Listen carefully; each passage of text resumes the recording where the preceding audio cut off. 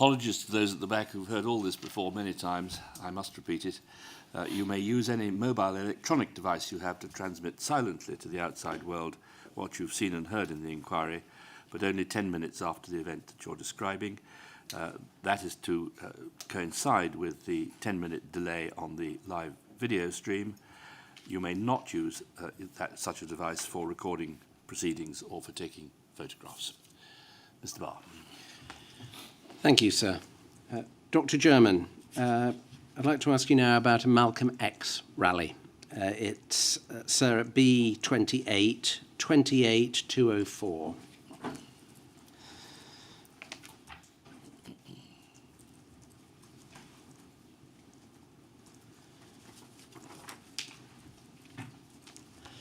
This is a report from HN78, dated the 12th of September 1992, about a Malcolm X rally.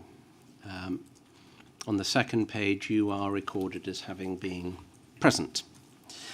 It says the meeting was the last in a series of 7 rallies held throughout the UK to promote Kevin Ovenden's book Malcolm X, Socialism and Black Nationalism. Since the first rally in Tottenham on the 6th of September, Ovenden, who is a leading black SWP activist, and Ahmed Shouki, a prominent member of the SWP's American sister party, the International Socialist Organization, have refined their approach. They have diluted their attack on black nationalism and have stopped trying to recruit blacks directly into the SWP, aiming instead to gain black support in the SWP struggle against racism and the class structure. During an often heated debate, it became clear that the majority of the black audience supported the prevalent view expressed throughout the tour that black self-help and unity was a necessary precursor to any organised black involvement with predominantly white groups, even anti-racist ones like the SWP. Despite the repeated rejection of the SWP doctrine, some party members see the rallies as having been a success. This is due largely to the speeches by Ahmed Shouki on the Los Angeles riots, which portrayed the conjoining of the Bloods and the Crips street gangs against the common enemy, i.e. the police, as a socially and politically significant blow against the American ruling class. This, they feel, has sown the seed of mass action in the minds of the black community. Can I just ask, the sentiment that the Crips and Bloods uniting against the police as a common enemy being socially and politically significant, was that a view held by those of you in the SWP Central Committee? I don't suppose we ever discussed it at that level, but I think what Ahmed was saying was that, as people know, there's this long-standing gang rivalry in Los Angeles, which actually is very destructive in all sorts of ways. And the point he was making was that the Bloods and the Crips, who were very much opposed to one another, did unite in terms of standing up against the police. And that was the point he talked about, the Los Angeles riots. I mean, these were of very great significance in the United States at the time, and they were probably the most significant after the events of the 1960s. So I think that's what he was referring to. If you want to put it in more general terms, perhaps he was talking about sort of working class unity against the authorities, against the establishment and against the state. I think that was the sense in which he meant it, yeah. And that has the approval of the SWP Central Committee? As I say, I don't think they ever discussed it, but certainly I agreed with that general sentiment that it was a step forward, that this working class, which was divided by this kind of rivalry on the basis of gangs, was actually overcoming some of that in the course of the developments, not just of the riots themselves, but of what happened afterwards. Thank you. If we could take that down, and if we could have up 245218, please. Now, this is a report which follows the verdict in the trial of those accused in relation to the death of Joy Gardner. It's dated the 23rd of June, 1995. if we look first of all at paragraph 1 to set the scene, this report deals with the meeting held at Wood Green Civic Centre at 19:30 hours on Wednesday, the 21st of June 95, to protest against the verdict in the Joy Gardner trial. The meeting was extremely well attended, with the majority of those present being from the black community. The venue was too small to accommodate all those wishing to enter, so a public address system was used to relay the debate outside to those who were unable to gain access. The majority of those present were aged 30 plus, and many were representative of the black middle classes. The meeting was carried out in an orderly manner throughout. It finished about 22:45 hours and there was no disorder. Could we go now to paragraph 3, please? Or page 3, top paragraph. Thank you. Yes. The top paragraph on the right-hand side. Nikki Johnson, SWP, spoke of the Tories' need to use the race card. Now, she said, so-called illegal immigrants would be deported. She reiterated that blacks had helped build this country, and now that they were no longer needed, they were to be shipped back. She said that the only way to get justice against the ruling classes was to do as the people of Los Angeles did in 1992 and riot on the street. She said she found it brilliant how blacks and Hispanics carried out these riots and how recently the Asian youth had done the same thing in Bradford. She urged everybody to join the demonstration called for the 29th of July 1995 and show the police that they would no longer accept the killing of black people. Are you able to help us with whether this is or is not an accurate record of what Nikki Johnson said? I don't know. I wasn't at the meeting, and I don't know whether it was an accurate record of what she said. And assuming that it is an accurate record, would her utterances have had the support of the SWP Central Committee? Well, I don't think I would have phrased it in quite the way that she did, but I think the point she was making was that blacks and Hispanics had actually united, and this is the point obviously earlier about the different gangs, and that had united in terms of standing up for themselves. I mean, you have to remember this was after a horrific murder by the police of a black man in Los Angeles. And I don't agree that the riots on the streets is the main way that people will get justice against the ruling classes, but I do think that she was right to say that people do have to unite across different races and ethnicities and so on, and that they have to stand up for themselves. And I think that is the point that she was trying to make there. Thank you. Could we take that down? And could we have up, please, 28,200?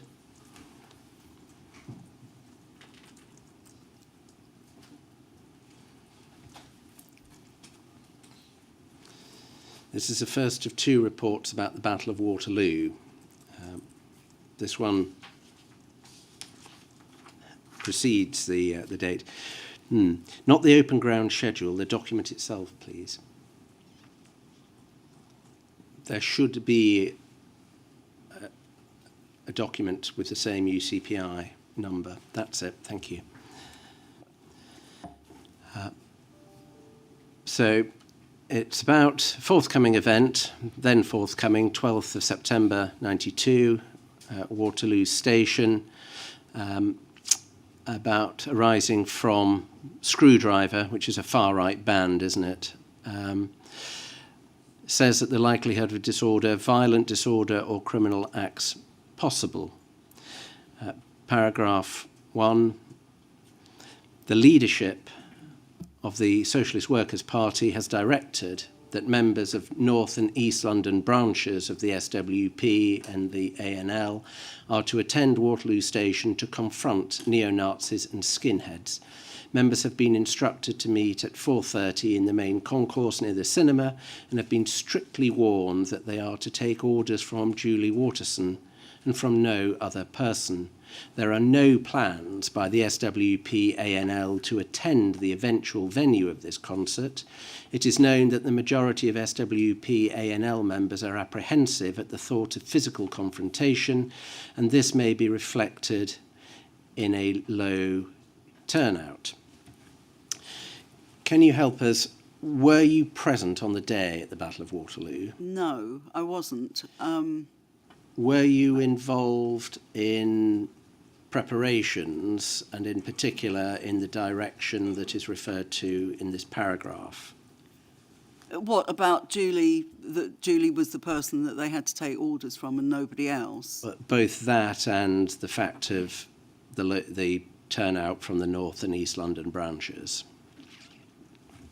Well, that would have been perfectly normal, that if there was a local protest, you would ask particular districts in London to attend. So, yeah, that would have been normal. I knew that I remember the Screwdriver gig taking place.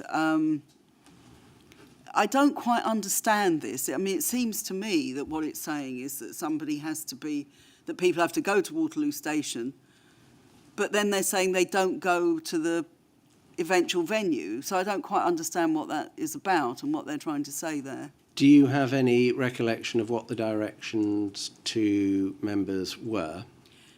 No, and I probably didn't know them, apart from, if I wasn't on the demonstration, apart from that they were to go to Waterloo and they would be told where to go then. So whether there was a protest aimed to get people going to the gig at Waterloo Station itself, or whether people were being redirected from there to somewhere else, which sometimes happened with these sorts of things, I don't actually know. I don't quite understand. As I say, it then says that the majority of SWP-ANL members are apprehensive at the thought of physical confrontation, which is exactly the opposite point than has been made at various points in these reports. So, I mean, what are they saying? That the SWP did go in large numbers, it didn't? I don't know, really. Do you know whether there was a strict warning to take orders from Julie Waterson and no one else? Well, quite likely, because these situations are sometimes quite fraught. And if, for example, you're saying to people, go to Waterloo Station, we'll then redirect you to another place where we think the fascists might be, then it would be sensible to say that this person is responsible for giving you directions, and don't just head off on your own, or don't just take any notice of anybody else who might be trying to give you orders at that time. That would be how I would interpret that. I mean, there may be various reasons for it. One could posit that you don't want your members caught in small numbers by the far right.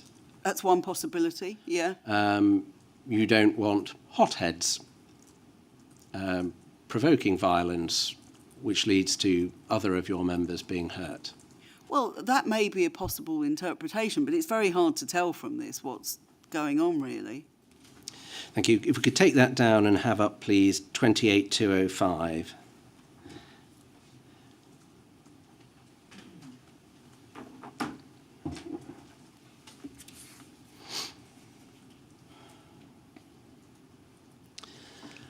This is a post-event report dated the 18th of September. It says, events on the 12th of September took the ANL SWP leadership by surprise. They now regard it as a miscalculation that they did not mobilise greater opposition to the Screwdriver gig and present a higher profile on the day. Prior to the demonstration, the ANL SWP were of the opinion that the gig was of no political significance and merely an excuse for anti-fascist action to have a fight. It was only when widespread publicity was given to the anticipated confrontation that some members were directed to attend. At this time, there is no intention among SWP or ANL leaders to abandon their policy against violence, but efforts to generate more mass actions will be redoubled. Can you recall whether this accurately reflects the feeling of the SWP's leadership after the event? Well, if there weren't enough people, and if the demonstration was very large, and if the SWP didn't have a large mobilisation, they may well have thought we should have had a higher profile, we should have had maybe larger numbers there. But I would just refer this back to the context of the previous situation that we had with anti-fascist work in the late 70s, which was, as we've discussed before, but the whole question of squadism and the idea of small groups of people going off to confront the fascists physically. And it was something that we were very much opposed to. We thought it was it was counterproductive in terms of what it did. Anti-fascist action had that approach in a way that we didn't. So I would think that this, they just saw this as possibly it's going to be some kind of confrontation between a small number of anti-fascist action and a small number of fascists. Now, it's clear that it was a bigger demonstration than that, but that would explain, I think, some of the caution in the previous thing about that people should take orders from Julie and shouldn't wander off on their own and do all those sorts of things. That's how I would explain it. Because there was quite a lot of violence in the event, wasn't there? I don't know. I mean, I don't recall. I'm not saying there wasn't, but as I say, I wasn't there, and I think it was, if it was they were a far-right band, and therefore their followers would have been skinheads and various far-right figures. So yes, there probably was quite a lot of violence at it. Could we take that down, please? And I'd like to move next to a march at Welling in May 1993. It's tab B34, sir. If we could have 33905, please.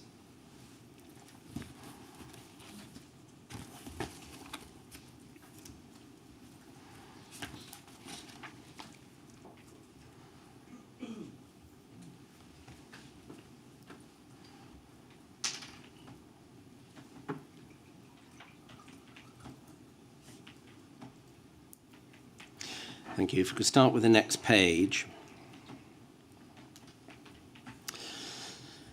This is an event performer for an event on the 15th of May 1993 in Plumstead and Welling, Kent, involving the Anti-Nazi League, 1,500 people present. It says disorder was prevented, but the mood was angry.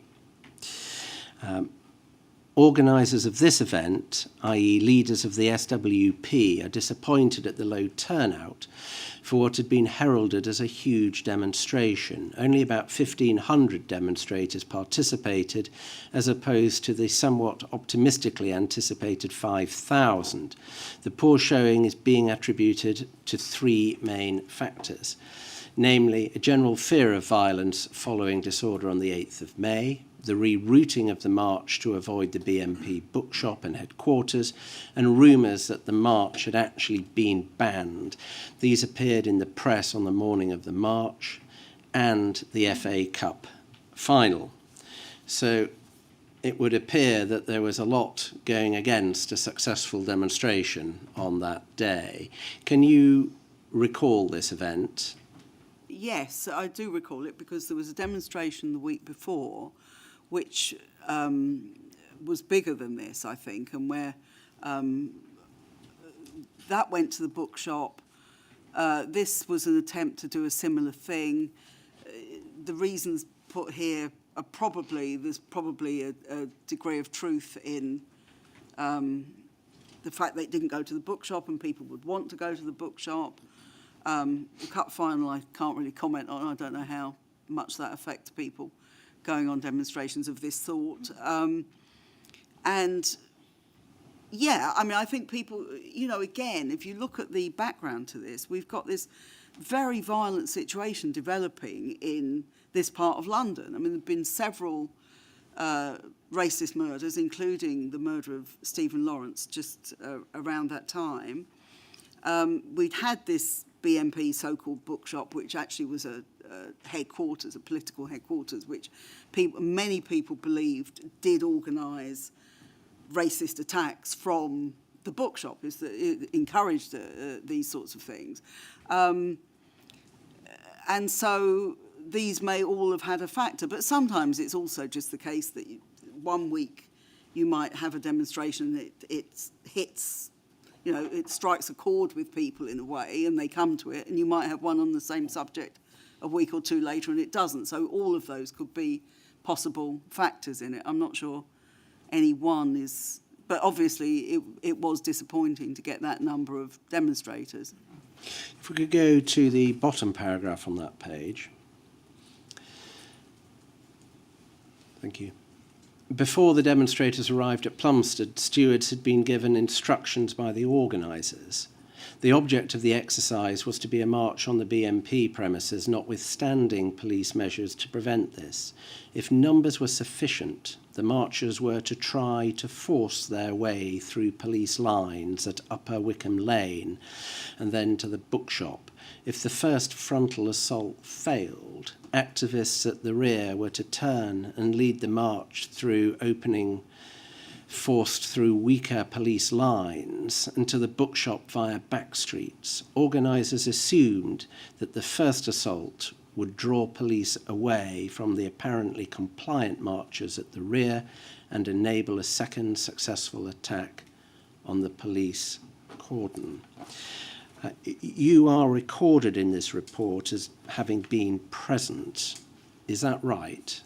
No, it isn't right. I mean, the idea that we are going to say that the marchers are going to force... Sorry, my first question is, were you there? Yes, I was there, sorry. Now. Yeah. Now. Is it right? Yeah. Is this right?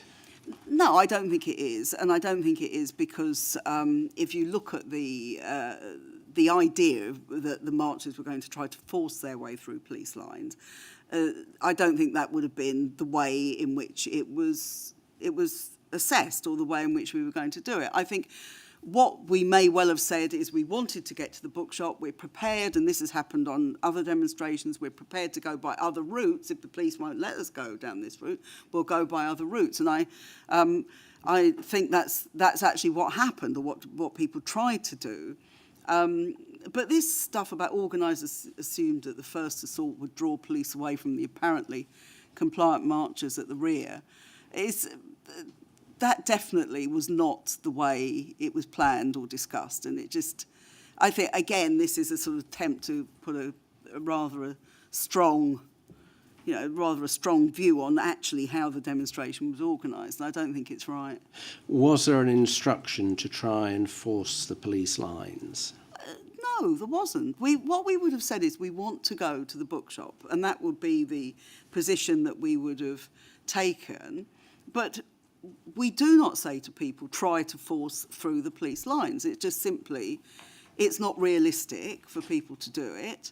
And therefore, we would have looked at other ways of doing it. And as I say, that would have been, as it says here, people would try to get to the bookshop via back streets. I mean, that's quite a common tactic on certain demonstrations of all sorts.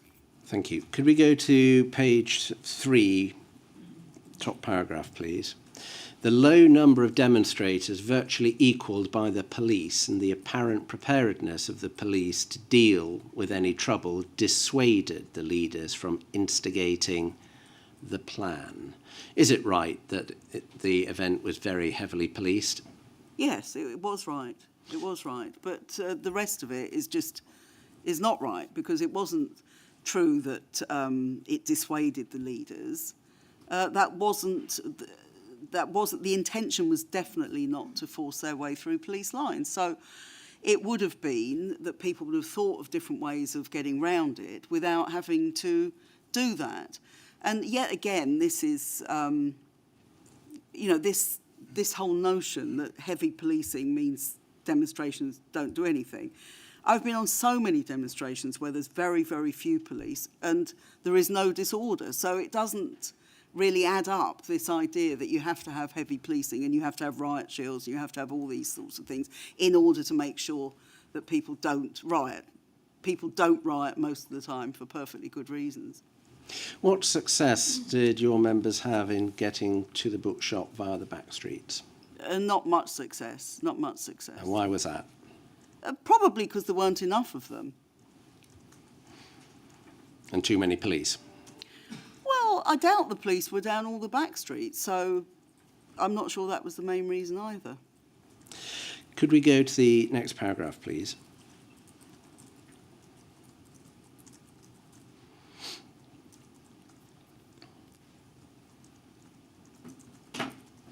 Thank you. In an attempt to salvage some credibility, the organisers distributed the relatively small number of black demonstrators strategically throughout the march to enhance its blackness. Did that happen? No. I mean, it's just, this stuff is just really not serious. I mean, the idea that you're going to say to black members, please, you know, move around the march so it looks like there's more black people on it than there are, it's just, I don't know where they get this stuff from. I really don't. Additionally, Gary McFarlane, a leading black in the SWP, made an impassioned speech calling for a concerted effort in conjunction with Youth Against Racism, YAR, the youth wing of Militant, and Panther UK against the BNP and racist attacks. This, said McFarlane, would bring at least 10,000 demonstrators onto the streets of Welling, and the police would be powerless to stop them marching on the BNP. Did Mr. McFarlane say anything to that effect? I don't recall what Gary said, but it's quite possible, yeah. Because putting that sort of number of demonstrators on the streets of Welling is what happened a few months later, isn't In it? October, yeah.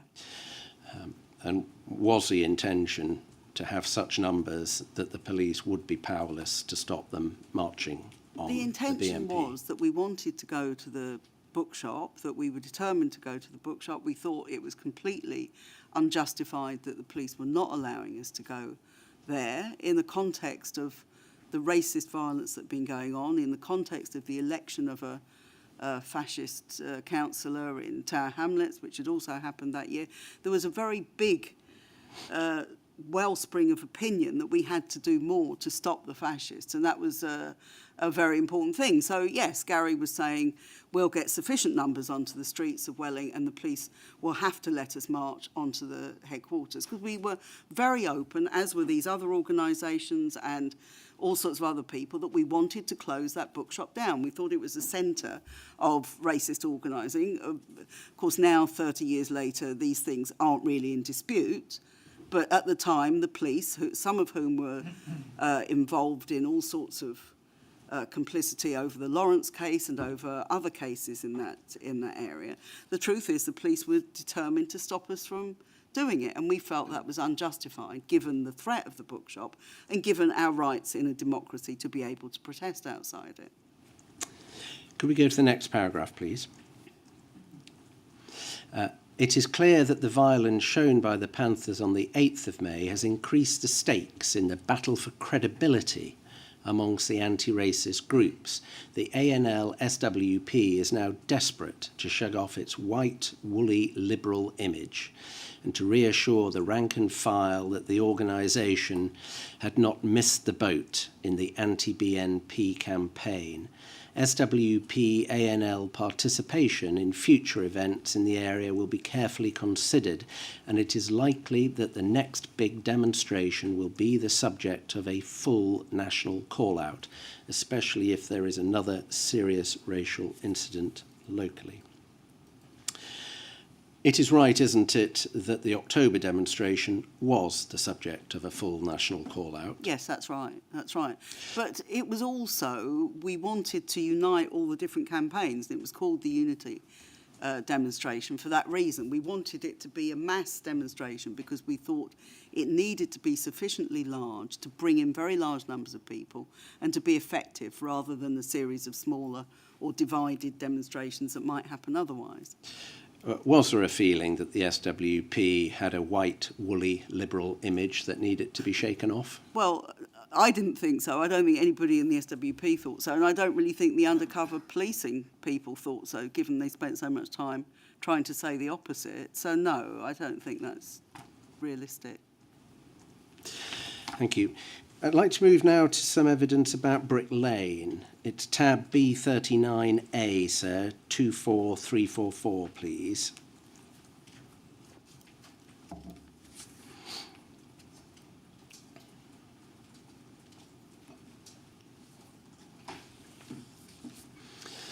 So this is a report about an event on the 26th of September 1993.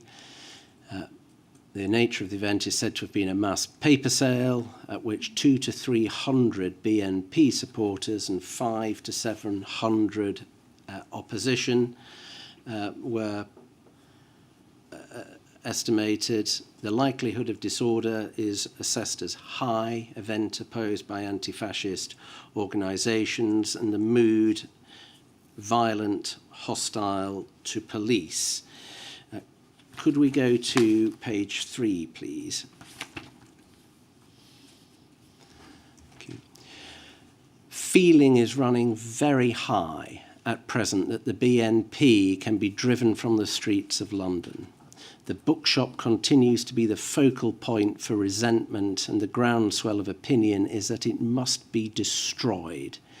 The means differs according to the propensity for violence amongst the various organisations. Was it the groundswell of opinion that the bookshop must be destroyed? No, it was the groundswell that it should be closed down, it should be shut. If by destroyed you mean physically destroying it, that wasn't it was always close down the bookshop, shut down the BNP bookshop.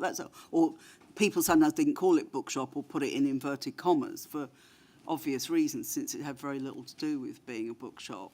But no, that was the sentiment, that we wanted it to close down, and we didn't. We certainly didn't talk about it must be destroyed. And the idea the means differs according to the propensity for violence among the various organisations. I mean, you can only, I don't know what on earth these different means were according to the propensity for violence. I mean, that wasn't the way in which the campaign was being organised. Did different groups express different views as to how the bookshop should be dealt with? I think everybody, and I don't want to speak obviously for other organisations, but I think everybody on the left wanted it closed down, wanted it so that it wouldn't be there anymore. It wouldn't be a centre of organising. Now, there are different ways you can do that. For example, ARA had the demonstration on the same day as the Welling demonstration in central London, and that was their means of doing it. Petitioning, going to the bookshop and physically being outside the bookshop, we thought was very important in terms of the campaign to close it down. And after all, it did get closed down the following year after the demonstration. I'm going to move now to preparations for the October demonstration at Welling. We'll be moving back a couple of months in time initially to the first report about preparations, which is from June of 1993. So it's tab B36, 33239, please.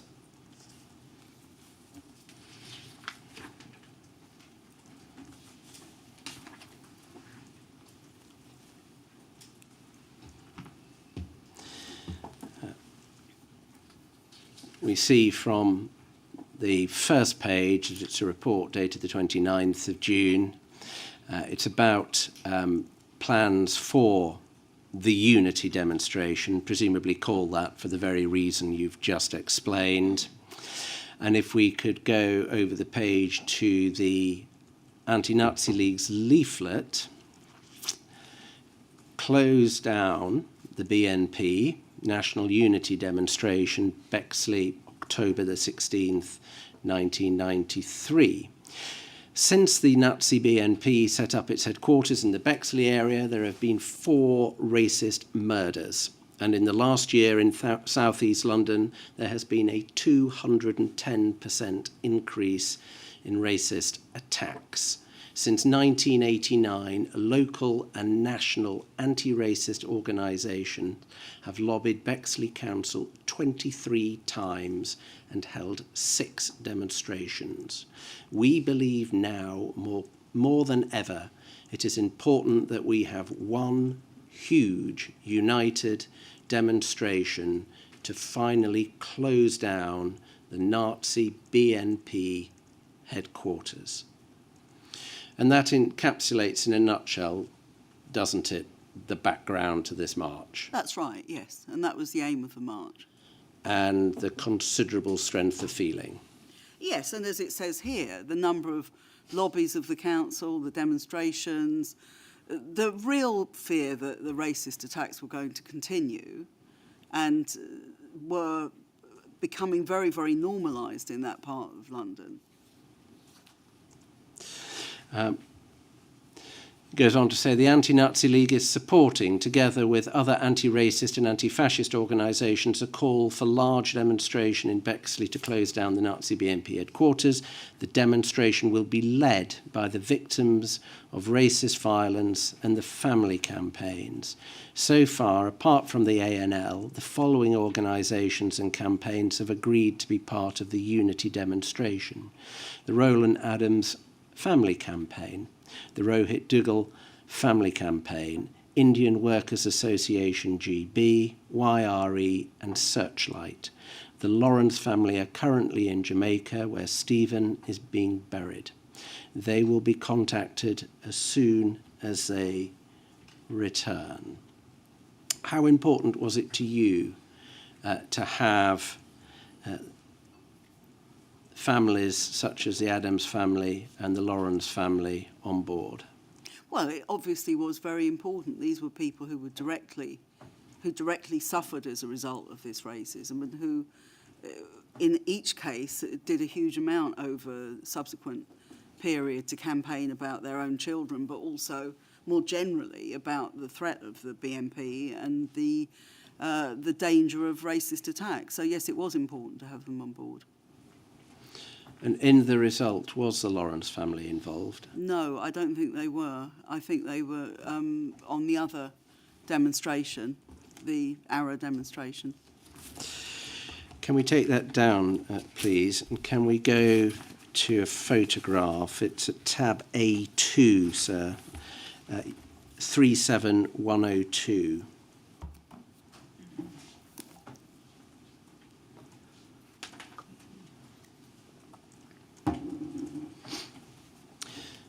This is a bookshop, isn't it? Yeah. And heavily fortified at the front. Yeah, yeah. Could we take that down, please? Could we have up 3801, tab B37, sir?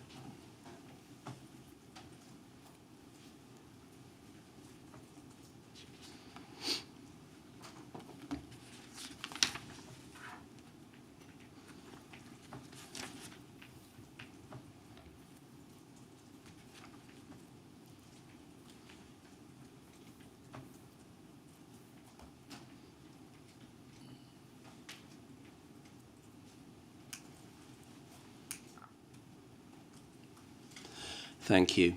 This is an event pro forma based on HN78's intelligence about that forthcoming demonstration on the 16th of October, lists the groups that were known to be involved. Numbers likely to attend. At this stage, the police are saying unable to assess.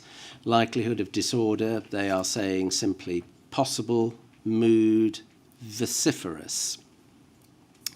And it goes on then in the text to talk about the efforts that were being made to prepare for the event, and as you've confirmed earlier, that it would, so far as the SWP was concerned, be a national call-out. Can we go over the page, please?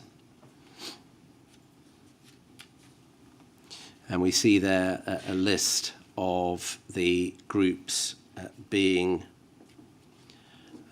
involved as far as the police are concerned. To what extent were you personally involved in preparations for this march? I was involved in sort of general discussions, but I wasn't involved in the detailed organising of the demonstration, but I was involved in some general discussions about it and about the nature of the mobilisation and what we were trying to do with it. Presumably this would have been an item on the agenda at your weekly Central Committee meetings. Certainly some of the time it would be, yes. If we can move to the next report on preparations, which is from late September, it's 33343, that is, 7, tab B40, sir.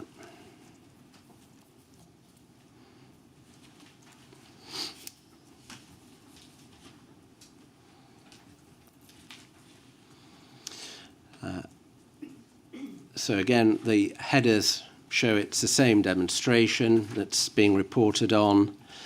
By this stage, and this report is dated the 28th of September, the police estimate is numbers likely to attend 10 to 20,000, likelihood of disorder, serious widespread disorder and violence directed at BNP supporters and property and/or police is to be expected. Mood, hostile, confrontational. So a considerable change from the last report. Well, there's a considerable change in the reporting, but I wouldn't say there was a change in the attitude towards the demonstration. It is indeed only the report. And let's look at some of the text. This demonstration is the first example of real solidarity amongst anti-racist, anti-fascist groups in recent times. The object of the exercise is primarily to force the closure of the BNP party headquarters and bookshop in Welling, and secondly, to speed the demise of the BNP altogether. The main participating groups are the ANL, Youth Against Racism in Europe, an emerging and successful group sponsored by Militant, Panther UK, the Direct Action Movement, Anti-Fascist Action, and various anarchist elements. Of these, the ANL will numerically be the largest. The ANL, as a wholly manipulated subsidiary of the Socialist Workers' Party, has committed enormous resources to this event in the hope of repeating the success of the original ANL, which defeated the National Front. Is all of that accurate? What, the whole paragraph? Yes. Just let me have a look at it again.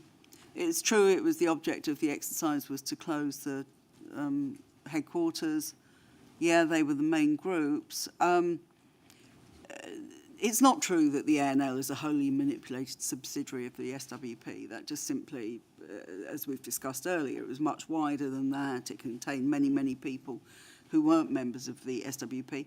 It is true that the SWP and the ANL both committed resources to this event.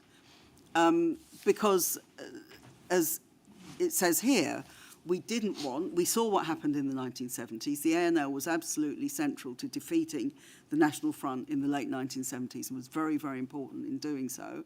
We wanted to be able to do the same again in terms of Derek Beacon being a councillor, in terms of the existence of the headquarters in Welling, and that was why we put big resources into it. It's why we said it should be a national demonstration. It's why we did get coaches from up and down the country of people to go on the demonstration. We thought it was a political priority.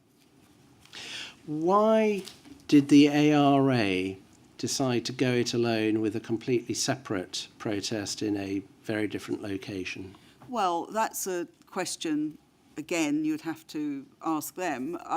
My assessment is that, again, this isn't the first or probably the last time these sorts of things happen, that people who generally might agree on the same goal don't agree on the tactics of how you do it. And they wanted to have something which was very far away from where the headquarters was, that it would be, as I remember it, it was in Trafalgar Square at the same time. And their aim was to have a demonstration which opposed the BNP but didn't actually deal with, in my view, what was the main concrete problem, which was that you should be able to say we want this bookshop closed down.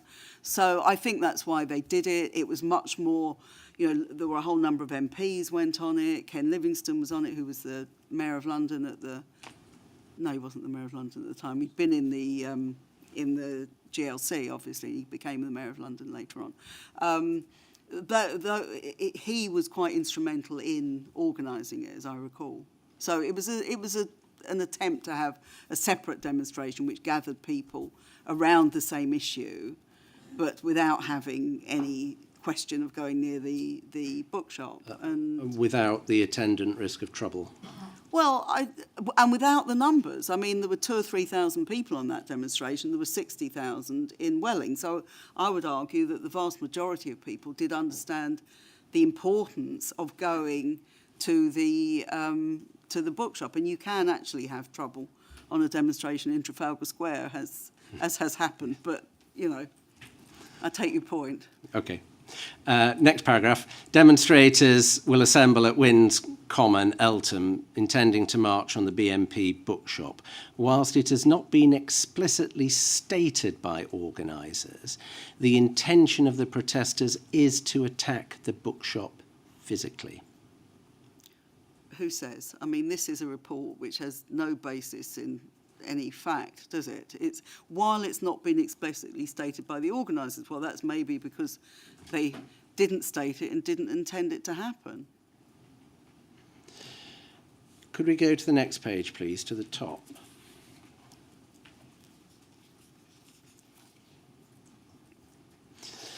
A&L SWP organisers have discussed the possibility of police banning the demonstration. The resources committed to the event are so great that the event could not be cancelled, even if the organisers were inclined to do so, which they are not. The A&L SWP has printed or intends to print some 100,000 leaflets in the name of both the A&L and the Unity Group, and 50,000 placards for the event. Organisers publicly state that up to 50,000 people will attend the demonstration, and privately they are planning for 20,000. First of all, is the scale of the preparations accurately reflected there? I can't believe for a minute that we had 50,000 placards. I mean, that is a lot of placards. I would have thought it's probably 5,000 would be the real figure there. I mean, if you had 50,000, that would be virtually one for every demonstrator, which seems not just unlikely, but seems slightly pointless, given lots of other people might have had their own placards. No, I think privately we thought it was much bigger than 20,000. I think I was expecting. I remember I went to Derby the week before to speak at a college there, and Derby, wasn't particularly known for a big, vibrant socialist organisation. But there was a full meeting. They got a coach down from Derby, mainly of young people. We knew it was going to be a very, very big demonstration. Now, assessing how big a demonstration is going to be is very difficult. I mean, you obviously know how many coaches there are going to be, but other than that, it's quite difficult to do. But we did know it was going to be very big, so I don't accept the 20,000 that we believe privately. I mean, maybe people said this to people, maybe said don't get your hopes up too much that it will be much bigger. But in reality, I think we thought it would be much closer to 50,000 than 20,000. And had there been discussion about what would happen if the police banned the event? Well, I think that we knew that the police might want to ban the event. We knew that there wasn't agreement at that stage about the route of the march and so on. So of course we would have considered it. But usually when a march is banned, it doesn't stop people, as again this report says, it doesn't stop people gathering or intending to gather. I mean, it might stop people coming from Derby, but it won't stop people from coming locally. So there would be a situation if they said, for example, you can't go within, 2 miles of the bookshop, then there would have been some sort of protest at the perimeter of that, which is one of the things that happen, for example, when you have these big demonstrations against the G8 or something, as we had in Scotland some years ago, that people go to the perimeter fence and go as close as they can to the banned area. Thank you. Could we go on to the next paragraph? Furthermore, the A&L and other anti-racist organisations have been inspired by recent victories over the BNP in East London following the BNP council election success in Millwall. Anti-racists who were hitherto intimidated by and afraid of the much-vaunted BNP have seen that the fascists can be outnumbered and chased off the streets. The prospect of thousands of anti-fascists gathered together en masse will strengthen the resolve of the demonstrators to march on the BNP headquarters, whether this is banned or not, and to respond to police measures to enforce the ban or to protect the BNP bookshop with violence. It should be stressed that even elements within the SWP ANL which have previously shunned violent confrontation are prepared for a fight this time. As an added complication, there is likely to be a large number of non-SWP well-meaning ANL members who will be panicked as and when violence erupts. Is it right that even elements within the SWP ANL which had previously shunned violent confrontation were preparing for a fight on this occasion? What I think people were determined to do was to close down the bookshop. They wanted to have a mass demonstration. They wanted it to be a demonstration which went past the headquarters. They wanted it to do all those sorts of things. I don't recognise this idea that people who previously shunned violent confrontation are prepared for a fight. People did want a fight to be able to march down that route.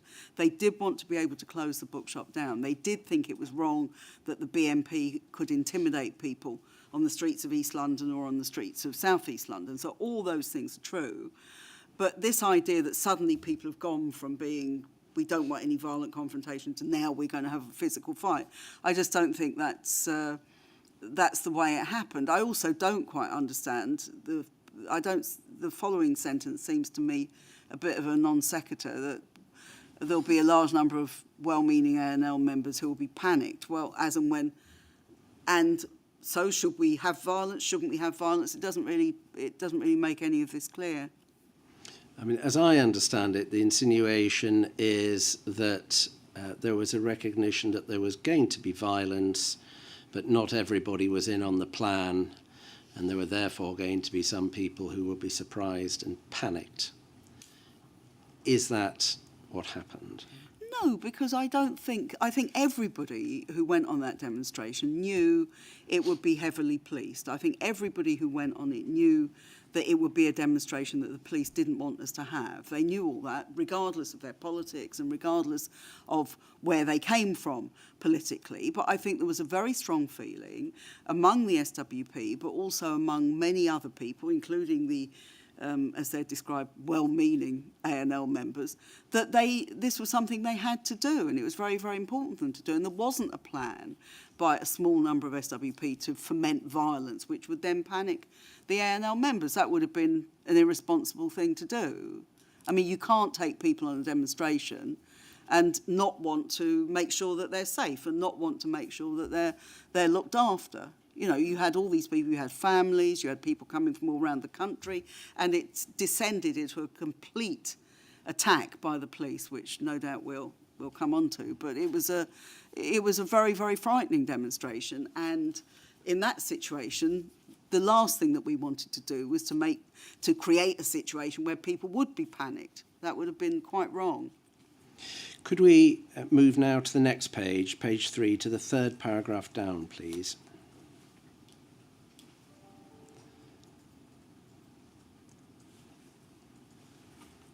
Amongst the demonstrators will be sizable contingents of militant activists whose intention is to confront police. These will take any opportunity to inflame the situation and to provoke violence. The militant activists will include members of militant and other well-disciplined groups which are capable of effective action.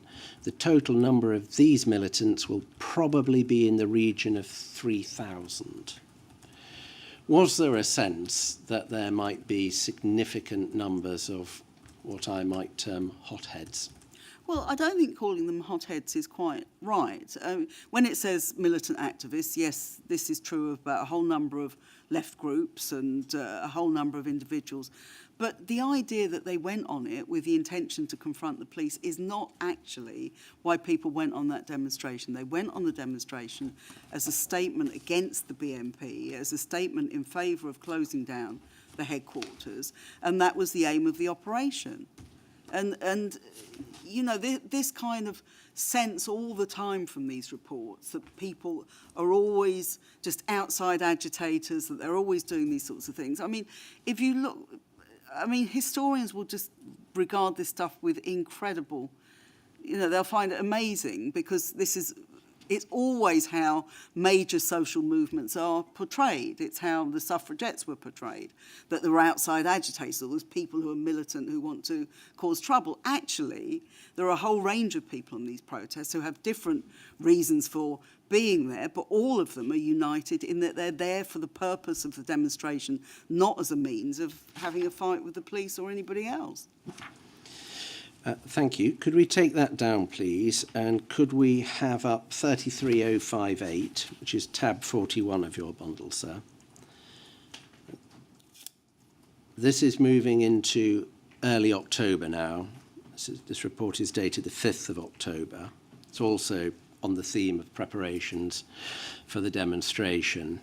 If we could start, please, with paragraph 1. You see the report is directed to estimated numbers, reporting the number of coaches that are being arranged and so forth. And if we move now to paragraph 2, it describes how those numbers are said to be being obtained. SWP branches are recruiting the supporters from local ethnic organisations, many of whom resent the party but will accept the cheap transport. Trade unions and colleges. The party is pushing the event as the biggest anti-racist demonstration since the 1970s. Another important aspect of the campaign is recruitment through A&L stalls, events, meetings and leafleting sessions. On Friday, the 8th of October, the A&L intends to distribute 150,000 leaflets in London alone, seeking support for the march. This portrays all the stops being pulled out to maximise numbers. Is that fair? That's a fair point to make. We wanted to get as many people on it as possible. And then if we go to the next paragraph, the frenetic campaigning is bringing to light some interesting developments within the A&L SWP. Usually the day-to-day running of the A&L is left to Rahul Patel and Claire Dissington.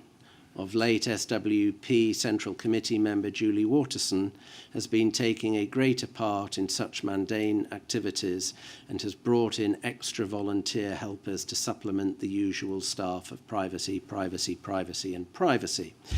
The A&L has gained 2,000 new members since the BNP election victory in Millwall, but despite wildly enthusiastic press reports planted by the SWP, it remains in deep financial trouble.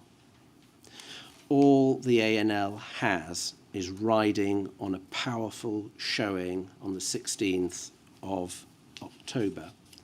Was there a sense that the credibility of the A&L was at stake? No, I don't think in the sense it's all riding on a powerful showing. We knew we wanted to have a very big and hopefully successful demonstration on the 16th of October. But the idea that the A&L would have been finished if there wasn't going to be a powerful showing isn't right. Plus, even the lower assessments, which in some of the other reports show that people thought there would be 15, 20, 25,000, which would have been a perfectly decent demonstration. So I don't think it was worried about that. And I don't quite understand about the deep financial trouble. I mean, most left campaigning organisations are not, well financed a lot of the time. So, but it wasn't particularly in deep financial trouble, to the best of my knowledge. In terms of the level of leadership, is it right that Julie Waterson, Central Committee member, was taking a greater role than normal? I should think so, yes, because she was the secretary of the A&L, but also if she left the day-to-day work to other people some of the time, that would be in a period of less intense organising and work. Now, obviously, as we've just seen, in the run-up to Welling, there was a lot of work going on, of booking coaches, of doing leaflets, of doing all those sorts of things. So, yes, she would have been. If we move on to paragraph 4, please.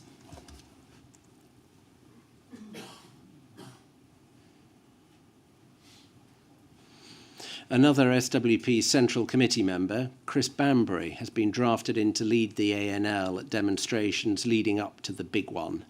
It seems that SWP policy towards street activity is being blurred.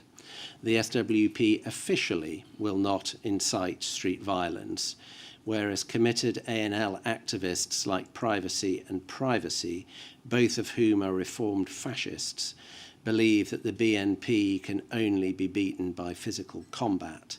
It would appear that Banbury, at least in private, shares these sentiments which directly contradict SWP policy. It seems likely that Julie Waterson has been sent to the ANL to temper some of Banbury's very noticeable and public deviations from the party line exhibited at recent demonstrations. Had Mr. Banbury very noticeably and publicly deviated from the party line on violence at recent demonstrations? Not to my knowledge, and I think that, Chris was on the Central Committee, I was, Julie was, so I would have been party to any discussions they had in general terms, not on the day-to-day running, but I would have been party to those, and I would have known if he was saying something very, very different from anybody else. I think this is yet again the attempt is really to say the SWP officially will not incite street violence, whereas, I think this idea that we would have been influenced by two ANL activists, both of whom were reformed fascists, is simply not.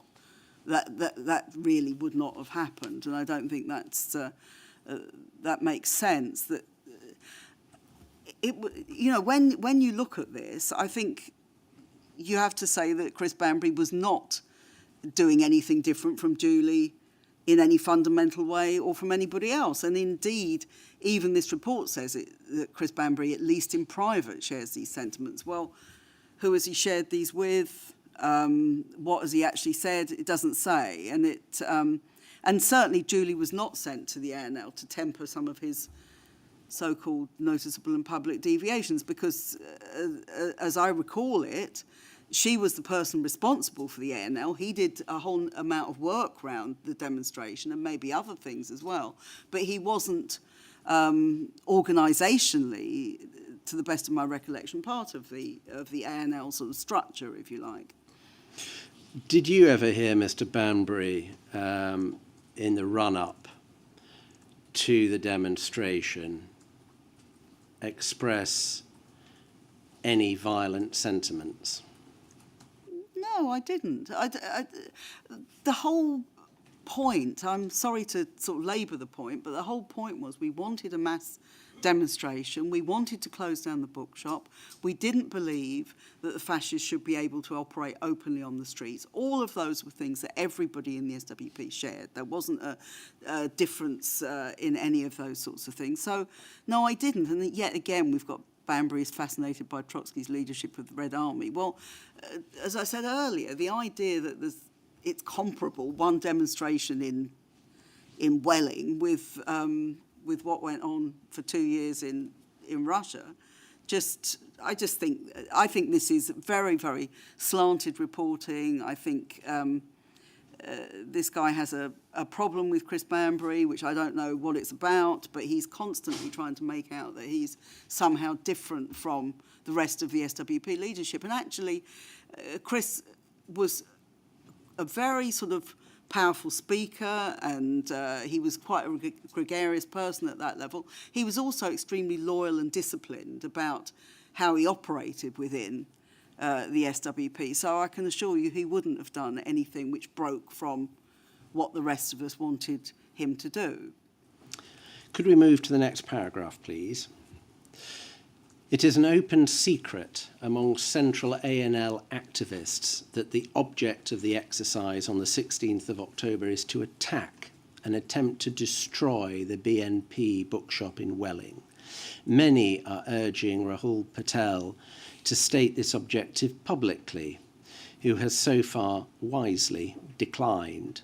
What is clear is that the hardliners at the heart of the ANL have won a commitment by leaders to allow and to encourage a violent confrontation with police on the day. This is because the ANL, having committed itself to cooperation with Youth Against Racism in Europe, will be unable to survive as a viable anti-fascist organisation which will attract members and therefore money, unless it is seen to be at least as militant as the other participating groups at the demonstration on the 16th of October. If it were to restrain itself, the ANL would lose its position as the leading anti-Nazi group. The ANL has, by cooperating in this event, abandoned the non-confrontational middle ground to its rival anti-racist alliance, which is committed to the removal of the BNP by peaceful means. Was it an open secret that the bookshop was to be attacked and destroyed? Not only wasn't it an open secret, it's completely untrue. It's completely untrue. The aim of the operation was not to destroy the bookshop. Did you hear anybody in the run-up to the demonstration itself express the view that the bookshop should be physically attacked? No, I didn't. And to be honest, if they had said that to me, I would have said, well, that's not a possibility. If you look at the picture that you've shown of the bookshop, it was actually like a bunker. It was heavily reinforced. There was no way that you could do anything like that. It just simply wasn't realistic. And I would say to people two things if anybody had said that to me. I would say, firstly, it's not physically possible, but secondly, it's not politically desirable, because politically, as I hope I've tried to get across today, the whole aim of the SWP was to build mass organisations, was to build much, much bigger organisations than just ourselves, so that large numbers of people would demonstrate and would do all those sorts of things. And the idea of going and physically destroying the bookshop was quite anathema to those sorts of ideas. It simply wasn't what we were about doing. And we recognised this. We recognised it earlier with our break politically from the people who did want to do some of these sorts of things. And we were very, very much committed to not going along that road at any stage. Could we go to the next paragraph, please? This is the first mention of something which is going to come back as a theme for a little while now. Central ANL activists are already planning tactics for life after the big demonstration. They anticipate that the BNP will be seriously damaged by events in Welling on the 16th of October, and the ANL will be well placed to kick the BNP whilst it is down. A network of about 70 hitters, which can be called upon to defend provocative ANL street activity against right-wing opposition, has been proposed and has been reasonably well received. Other plans are being discussed. Had at that stage anybody, to your knowledge, proposed setting up a network of hitters? I've never heard that word in this context before I read these documents. It's not a word that I ever heard anybody in the SWP refer to, and it's not a word I can imagine that any of them would have referred to. So that's the first point. The second point is that actually, again, it wasn't our idea of how we should confront the BNP. We did think that the BNP would be seriously damaged by events in Welling, and that was because the size of the demonstration would have been overwhelming compared to what the BNP could get, and that was very, very important. We did think we'd be able to continue to campaign against them afterwards, and we would be able to go much, much more on the offensive politically. But the idea that that would take the form of 70 people going around engaged in street activity against the fascists is just simply not the way that we thought it should go. Taking away the label hitter, Had there been any discussion about how the SWP was going to protect its members from violent fascists? What we've always done and what we continue to do, and this isn't just with fascists, it comes up at in other instances some of the time, we have a very serious commitment to proper stewarding of demonstrations and to having people who are responsible for making sure the demonstration goes in the way that we want it to go. And of course, one of the things that would involve is that you would try to protect your members and the demonstration from attacks by the far right or anybody else. But that is a very different thing from talking about a network of people who could be called upon to defend provocative street activity. It's completely different. It's a completely different concept, actually. Were there discussions at this time, when you are clearly going head-to-head with violent right-wingers, about stewarding or defending your members in any other way from physical attack? Well, this amounts to the same thing. That would be that you were defending them from physical attack. I mean, we had a whole number of people who were attacked. We've had attacks on our buildings at various points. I mean, not just in this period, but going back to the 70s and so on. We've had different attacks, and we've always tried to do it in a way which obviously tries to keep people safe, but which also does look at it in a political way rather than just simply some kind of tit-for-tat fighting, which what we understood from the late 70s was this was absolutely the wrong tactic to develop, and it was completely counterproductive. Was there any move in the autumn of 1993 to identify people who might be more physically able to defend the SWP from attack? We didn't really approach it like that. I mean, I think, as I said earlier, Julie was about 5 foot tall. She was a very small woman. She was absolutely key to our stewarding operation. She wasn't, we didn't think about it in terms of we want people who can defend themselves. We talked about it in terms of certainly physically helping to defend people, but also in terms of a political campaign against the BNP, which was by far the most important thing. And the Welling demonstration was a move towards doing that, and actually did result the following year in Bexley Council closing down the bookshop, and we regarded that as a success. And I think it was a great success. Can we now go to 436, tab B42, sir?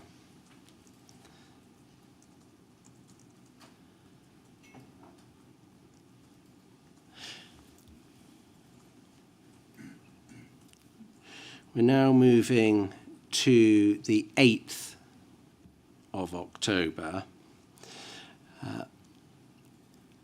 This is a short but important report. At a recent closed meeting of the Socialist Workers' Party, branch leadership of the 6 Hackney district branches, Central Committee member Chris Bambury, in the presence of fellow Central Committee member Lindsey German, addressed the comrades present on the issue of building for the 16th of October demonstration to close down the British National Party bookshop in Welling. He spoke in no uncertain terms of his intention to tear the building down and that no one was going to stop him. He believed that there were many others who thought as he did and that the party must obtain their support. Was there a closed meeting of SWP branch leadership of the 6 Hackney district branches shortly before the 8th of October? Well, there will have been. They were called district committees, and they happened on a regular basis all over the country. And were you and Mr. Bambury both present? I don't remember being at it, but I did many, many meetings at the time, and it's possible we were both present because, although slightly unusual, I would have thought, but maybe we felt that we wanted to get more of a mobilisation from Hackney, so that's why we both went along. Did Mr. Banbury say in no uncertain terms that he intended to tear the building down or anything remotely like that? Well, as I say, I don't remember being at the meeting, so I don't remember whether he said it or not. But let me just point out that I think if he or anybody else came into a room and said to me, I'm going to tear the building down, you know, brick by brick or whatever, and no one is going to stop me, I would have regarded that as a hyperbole. I mean, it's simply everybody would know he's not going to tear the building down on his own, and that no one was going to stop him. It's obviously that he is making the point that the bookshop should be closed. He believed there were many others who thought as he did, and it's absolutely true. There were many other people who wanted the bookshop to close and who saw it as a source of violent and racist attacks. But that clearly, I mean, you've got to be very gullible to think that's a literal statement of fact, haven't you? I mean, he was a powerful orator, wasn't he? He's a good speaker, yeah, but in a district committee, there's only limited oratory possibilities. You know, it's not like speaking at a big rally or something. I'm understanding your evidence to be that he might have said this, but he wasn't to be taken literally. And I don't believe that anybody, apart from HN 78, would have taken it literally. And I doubt that he did, to tell the truth. I mean, it's just one of those things that people say, in particular, flourishes, if you like, which everybody will know does not mean exactly what it says. Isn't there a problem, though, with using that sort of language that some people might take it literally? Of course, that may be a problem. But if you look at the second paragraph, what's the conclusion from this district committee? You've got to go around schools, further education colleges, blah, blah, the local council, and you're going to forge links with Turkish organisations, which is about a leaflet, giving out leaflets, talking to trade unions. I mean, it doesn't exactly match with the idea that he's going to physically tear it down. Can we go to the next page of this, please? Source comment. It is now beyond doubt that the hardliners in the ANL-SWP who want street confrontation with the BNP have won the internal policy battle for the course of action on the 16th of October. The official position is now to drive through police lines and attempt to destroy the BNP bookshop. This position has been reiterated in a coded fashion in the week's party notes, the weekly information circular for SNP members, which states, on the 16th, we know where the Nazis are going to be and we are going to confront them in their bunker. Which part, if any, of that paragraph do you agree with? Well, I don't agree that it's beyond doubt the hardliners, so-called, who've won an internal policy battle. There was one policy from the SWP, and it was absolutely clear. Now, the statement from the circular says, we know where the Nazis are going to be, and we're going to confront them in their bunker. Seems to me that's absolutely obvious. What it's saying there is that I mean, the bunker is obviously a reference to Hitler's bunker as well as theirs. And what it's saying is we are going to directly go to their headquarters and we are going to be outside the headquarters. Actually, if the march had been allowed to go down there, that it would have surrounded the headquarters. It would have done all of those sorts of things. So I think that's, I think it's very clear. That is not a coded thing that we're going to tear down the headquarters. It is saying that we are going to physically go to where the headquarters are, and we are going to confront them by being there in tens of thousands rather than in a few hundred. And the official position, actually, if we look at what happens on the day, the official position was not to drive through police lines and attempt to destroy the BNP bookshop. People wanted to do that. They wanted to go on that route, but actually, in the end of the day, what happened when they did get to Welling was that Julie Waterson said the demonstrators should sit down. Now, sitting down is not physically confronting, driving through police lines or anything else. Could we take that down, please? And could we have up 439, so that's B43.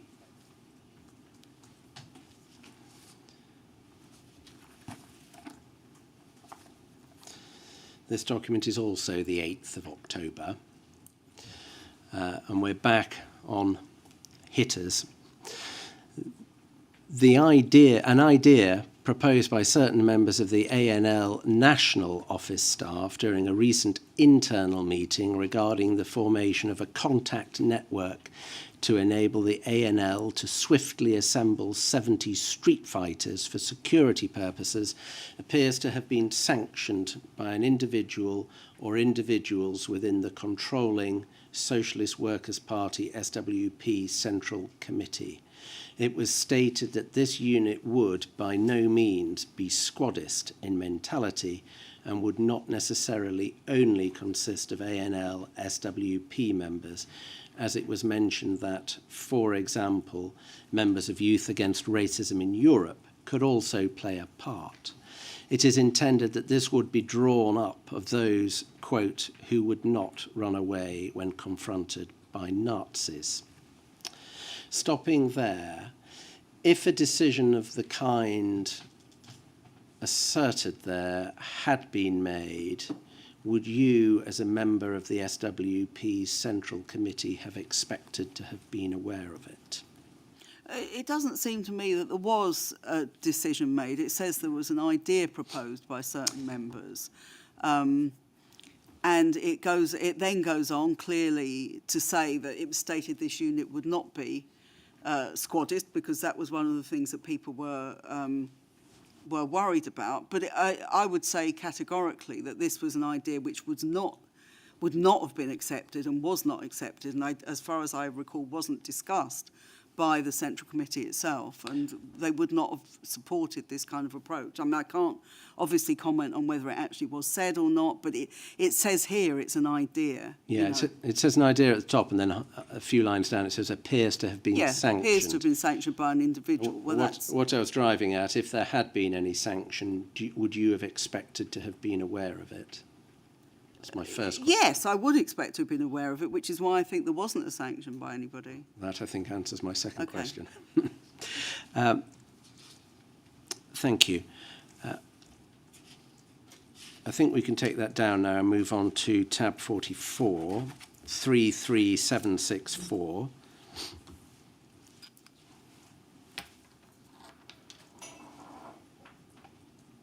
I beg your pardon, 33024.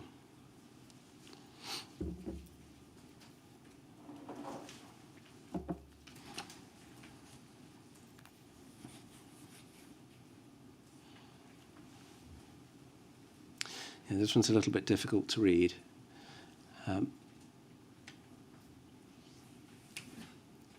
Just below the bit you've blown up, there's a date. I'd just like to have that, please. Thank you. I think it says the 12th of October, 1993 there, so 4 days before the demonstration. If we could return to the text you'd blown up, please. Mark Metcalf of the HAFC is expecting up to 100 anti-fascists from Holland and Germany to come to the anti-BNP demonstration on Saturday. He says that these will be seasoned fighters who are used to physical confrontations. Metcalf also believes that about 50 members of Anti-Fascist Action, AFA, will come to London from Liverpool for the occasion. The HAFC thinks that the BNP will not try to oppose the march in Welling, but that it will attack either the Anti-Racist Alliance march in Westminster or the anarchist book fair at Conway Hall. Metcalfe also thinks that BNP supporters will be in Brick Lane after the main event on Saturday evening. He will be attempting to persuade as many of the Liverpool and European contingents as possible to go to Brick Lane on Saturday night and again on Sunday morning to confront the fascists.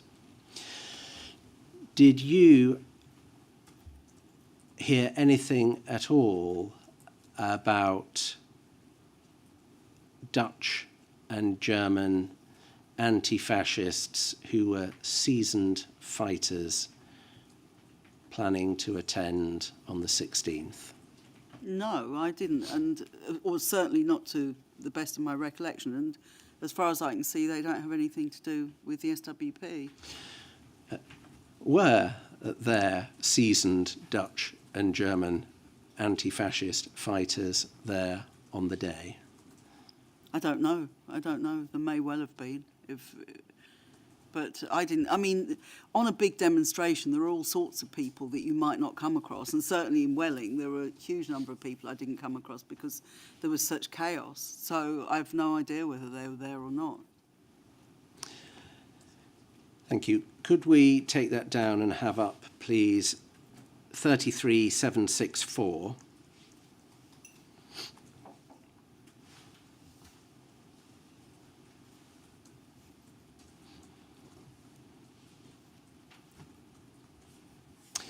This is also dated the 12th of October.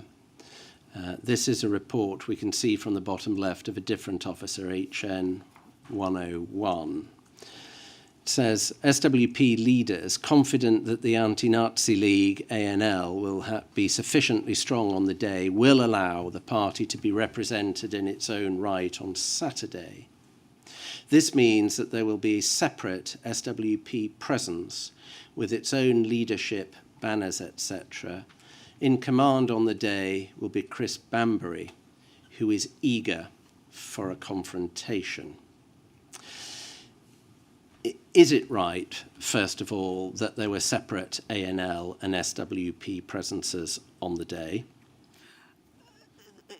I really, I'm not sure, because this suggests a contingent of SWP on the demonstration, and I'm not sure that actually happened. It may have, quite often happened on demonstrations that you did have an SWP contingent to promote the paper and promote particular slogans and so on. I'm not sure it did happen on that day, and certainly SWP members were all over the place on that demonstration because of the way in which it was attacked. So I couldn't say for certain about that. We've seen a number of documents which talk about Mr. Bambury's appetite for violence expressed in various ways. This one uses the word confrontation, which I accept doesn't necessarily connote violence. Would you have described Mr. Bambury as eager for a confrontation of some kind? Well, it depends what it means. If it means that he wants to be able to get to the bookshop and to demonstrate in the way that we wanted to do, then maybe. If it means he's eager for a confrontation either by the allegation that he was going to single-handedly tear the building down or that he wanted to have a fight with the police, well, no, I'd say that wasn't the truth. I mean, what we wanted to do was to weaken and ultimately destroy the BNP. That was the aim of the operation, and that was certainly at the forefront of his mind. The rest of the document may shed a little bit of light on what the officer understood, because it goes on to say SWP members have been led to understand that the route of the march will take them within 300 yards of the British National Party headquarters, and it is their feeling that this will be close enough for them to make a final assault on the premises, which police will be helpless to prevent given the mood of the demonstrators and their numbers. Could you help us, at that stage, 4 days before the march, What was your understanding of the route that the demonstration would take? And in particular, would it get to within 300 yards or thereabouts of the bookshop? What we wanted originally was a route which went past the bookshop. Now it became increasingly clear that the police weren't going to allow that, and I think by that stage they'd already put a Section 12 on the demonstration, which prevented people from deviating from the prescribed route that they gave them. To be perfectly honest with you, I don't know the geography there very well. I know that at the end, the final route was that we would have to turn left into Lodge Hill, but that, as it turned out on the day, which people were very unhappy about, they didn't want to do it. And it says here that Youth Against Racism actually wanted to have protests about police stations to protest about it beforehand. People were very unhappy they couldn't go to the headquarters. But as it turned out, we weren't even allowed to go on the route that the police had prescribed for us. So it was very unsatisfactory. So the question of whether SWP members thought they were going to be within 300 yards, I think that Lodge Hill was a bit further away from the bookshop than that. But as I say, I'm not sufficiently apprised of the geography around there. Here we have a second officer reporting that there was to be an assault on the premises. Well, was that in fact what was planned? It says a final assault on the premises. I mean, this comes from the officers. It's nowhere in any publicly stated. It wasn't something that people talked about. It was people wanted to close down the headquarters. And I'm afraid, I think there's a combination of wanting to make it look as though there was more projected violence than was the case, a combination of them wanting to show that they had information which nobody else had, and I also have to say a misunderstanding of our politics, which I think comes through time and time again in many of these reports, that they don't understand what is meant by we want to close down the bookshop. They immediately see it as something which is a small number of people engaged in physical violence. Well, that wasn't the aim of the operation. Was there, as is one of the officers suggests, a tactic whereby senior members of the SWP were protected from being implicated in plans for violence which actually did exist? No, not that I know of. Where? Sorry, is that in this bit? No, it's one of the officers alleges. It's not from this particular document. Yeah, well, I mean, I think they allege a load of things which are very dubious, about these sorts of things. So would now be a convenient moment to take our mid-afternoon break. Certainly. 15 minutes.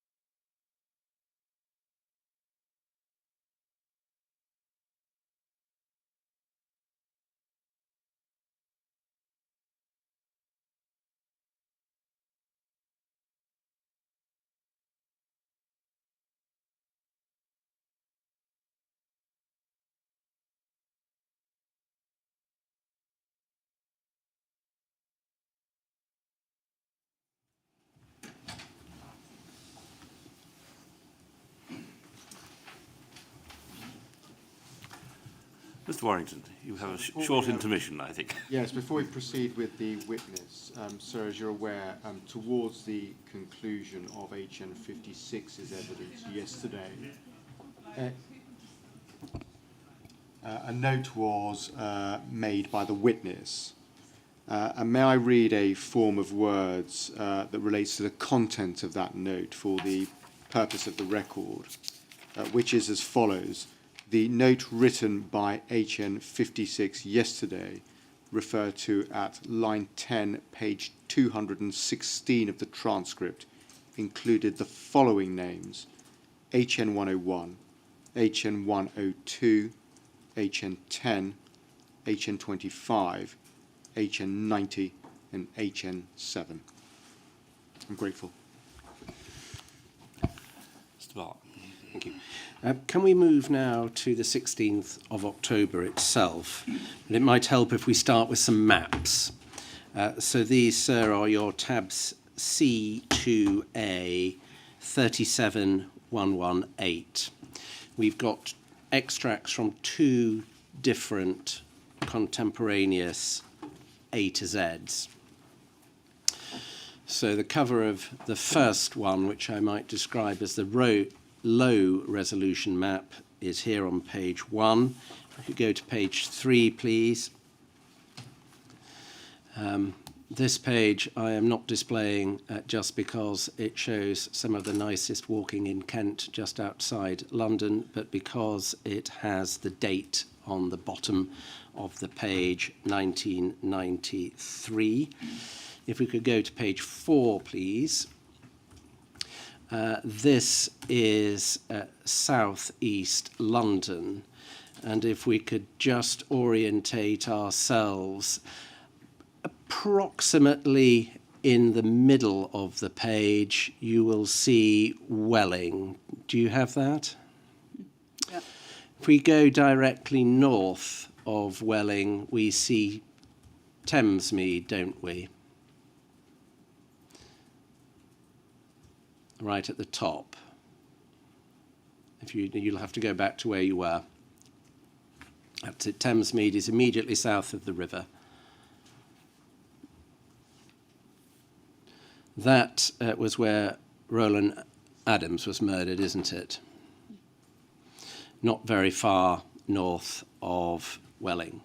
If we come back out and we look to the west of Welling, we will see Eltham, just west, and Eltham Station's a little bit south. Do you see that? That's where Stephen Lawrence was murdered, isn't it? We have Welling Station, and just to the going up north from just after Welling Station is Upper Wickham Lane. The BMP bookshop is on Upper Wickham Lane, isn't it? Yeah. And perhaps if we move now on that page, perhaps we can also follow the railway lines. There are two railway lines running through this part of southeast London. One is the one that runs through Woolwich, Plumstead, Abbeywood, Belvedere, Erith, and out to Dartford that way. Presumably lots of people got to the start of the march by travelling to Plumstead Station on that line. Maybe, yes. The other line is the one that comes through from Eltham and go through Welling, Bexley Heath, Barnhurst, and then on to Dartford. And Welling railway station is actually physically the closest to the BMP bookshop, isn't it? If we could go now to page 7.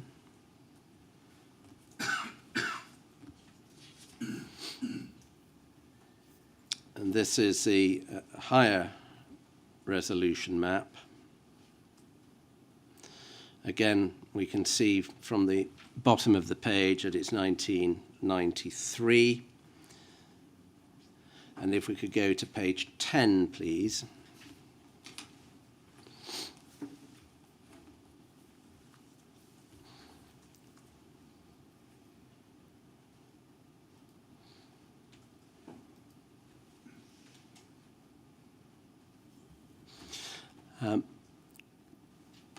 Right at the top of the page where the letter B is, there is a junction.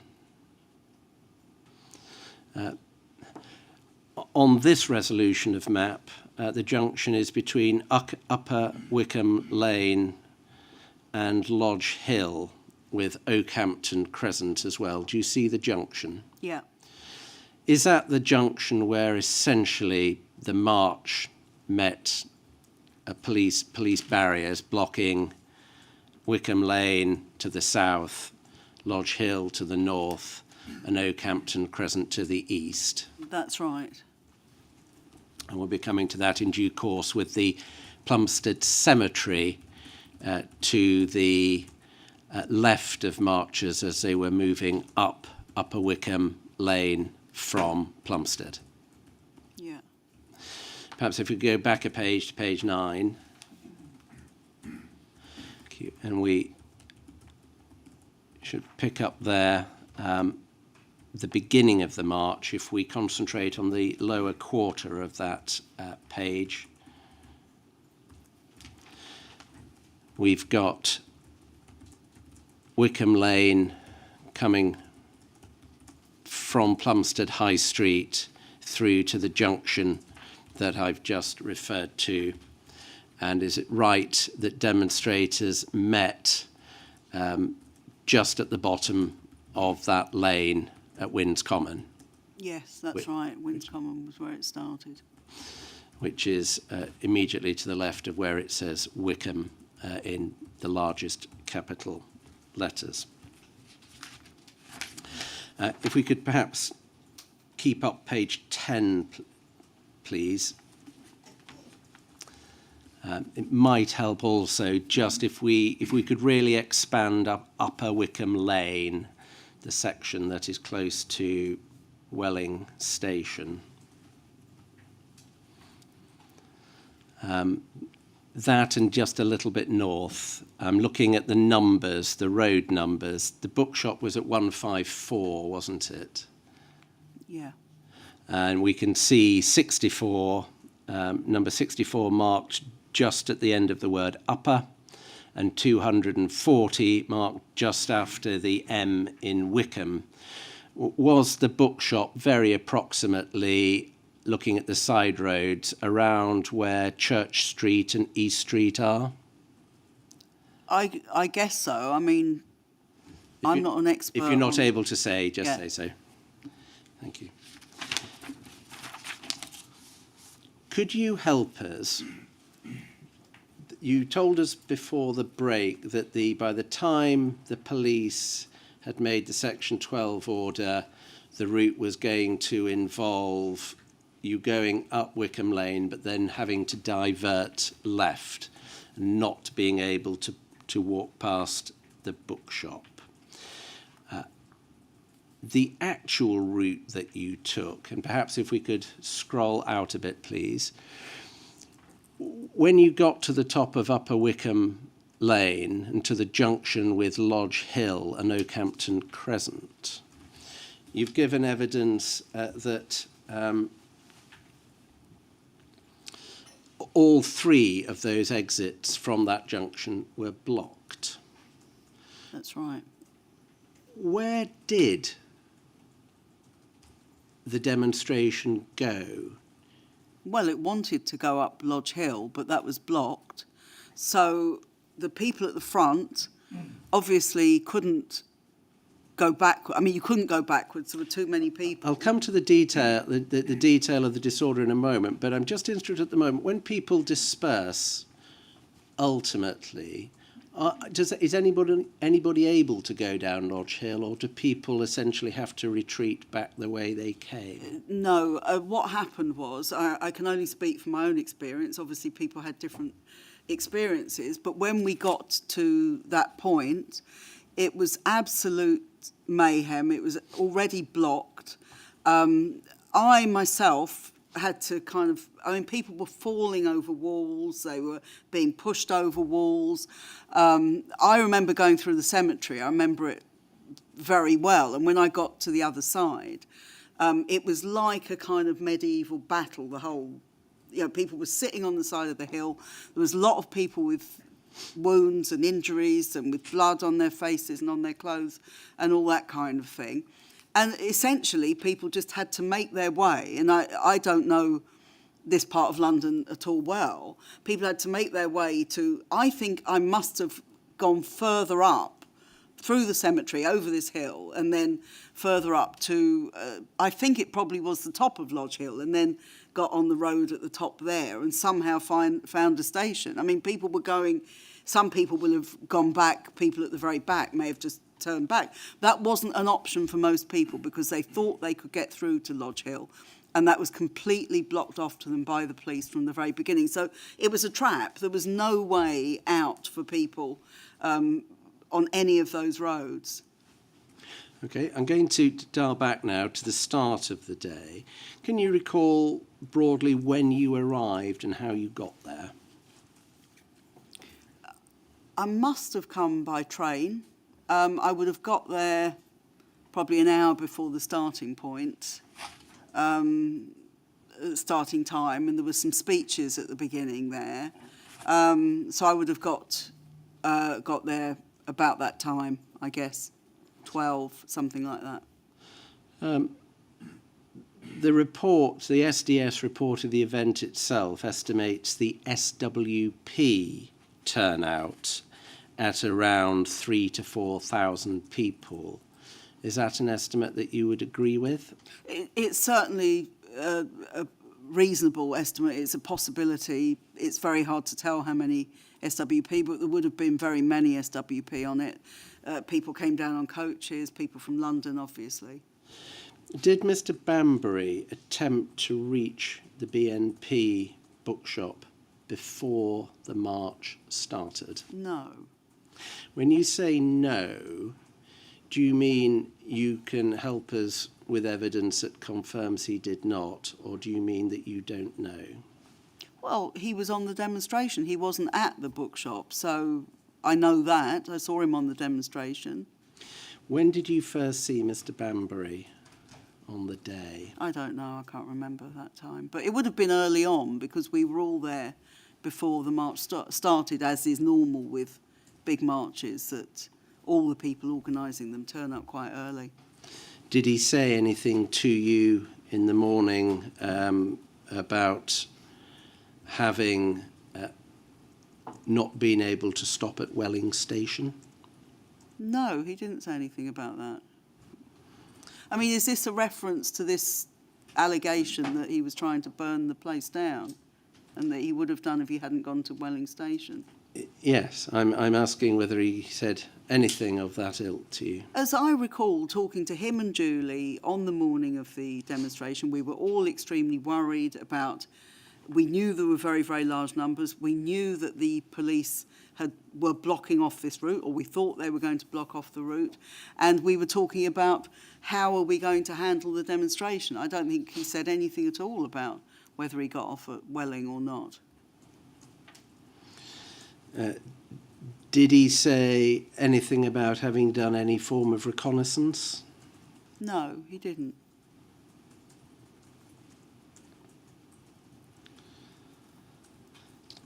Do you know whether anybody attempted to reach the bookshop before the main march began? Not that I know of, but it would have been a remarkable thing to have done on the morning of a demonstration like that, because what I do know from extensive experience on demonstrations is that the police are always in attendance very early on. They're there when your stewards get there. They're there from sometimes much earlier than that, depending on the demonstration and so on. So I can't see why anybody would have gone or attempted to go to the bookshop before the march started, because you would have been well aware that there would be a police presence there. Was there a stewards' meeting involving both Socialist Workers' Party and YRE stewards? Almost certainly, but I don't recall it. Would you have been involved in it or not? I probably would have been involved in it, but not necessarily. I mean, Julie said to me before the march started, she said, would I come up near the front so that if she wanted to ask me questions about tactics or wanted any help with anything, that would I be around? And actually, as time went on, I got sort of pushed back. It was because of the crowd and everything. So I wasn't absolutely at the front. But so I would say from that probably I wasn't an official. Well, I wasn't an official steward. I know that, and I probably wasn't at the stewards' meeting.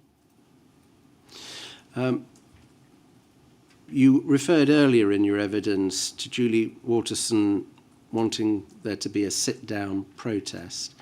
When can you recall her first expressing that wish?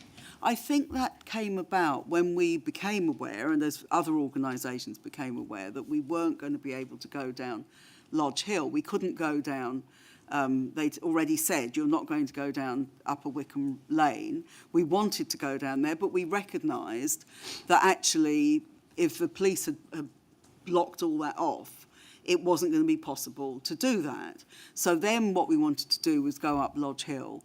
And I think the whole idea of the sit-down was in protest of the fact that we weren't given any route at all, or we weren't given a route that certainly we weren't given a route we were satisfied with. That was the first question. But the whole question of should we do a sit-down was something Julie proposed. Other people had other ideas, other organisations and other people had other ideas. But this was something that we came to as a means of protest, which didn't actually involve a whole-scale battle with the police. But the police were absolutely determined to have that battle, and that's why they closed off Lodge Hill.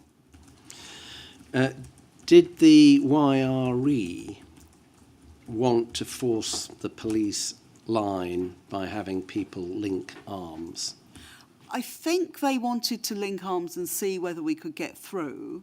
And I think there was a discussion about whether that was appropriate or whether the sit-down would be a better thing to do. But I can't be absolutely certain how much, that's something you'd obviously have to ask them about what their actual position was and what their tactic was. Can you remember how that difference of opinion was resolved? Well, it sounds to me like what happened was as soon as people sat down, which obviously some people do, and that presumably at that stage the YRE certainly weren't against sitting down, even if it wasn't their favoured tactic. It was at that point that the police start charging with horses, they had twice as many horses at Welling as they had at Orgreave, which is incredible. They had 83 horses according to the official figures, and people in riot gear. It was an absolutely terrifying demonstration.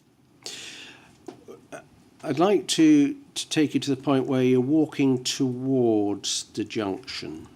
Was it obvious that there were a lot of police officers at that junction? It was very obvious, but by this time I was a bit of a way back, so I wasn't right at the front with people. And what became more and more obvious was we were just blocked. We couldn't get through. And that was becoming more and more apparent. So we were all standing there saying, what's going on? And of course, nobody in those days had mobile phones or anything. So you had much less ability to communicate with people right at the front. And is it right that the police were on the higher ground? Yes, and they were sort of looking down on people, plus they had all the horses.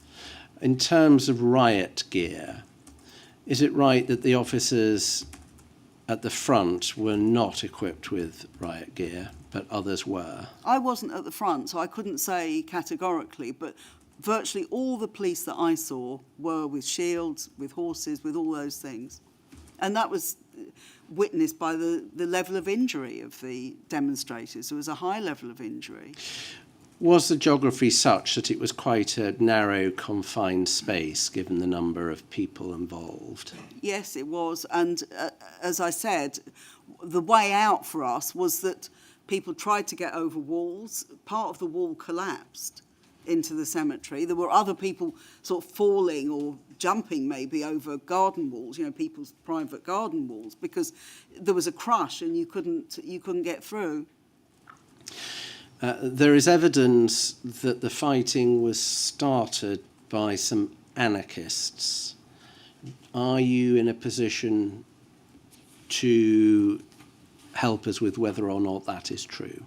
I wasn't at the front, so I couldn't say categorically that it was a group of anarchists or whoever. But I do know that the police were determined here to have a confrontation. And that, to me, in a way, you know, it's always, oh, this group of people started it or that group of people started it. But actually, there was no question the police were determined not to let that demonstration happen. And I think they wanted to actually send a signal to the many, many young people who came on the demonstration that demonstrations are very frightening things and don't do it again. And that maybe had an effect on some people.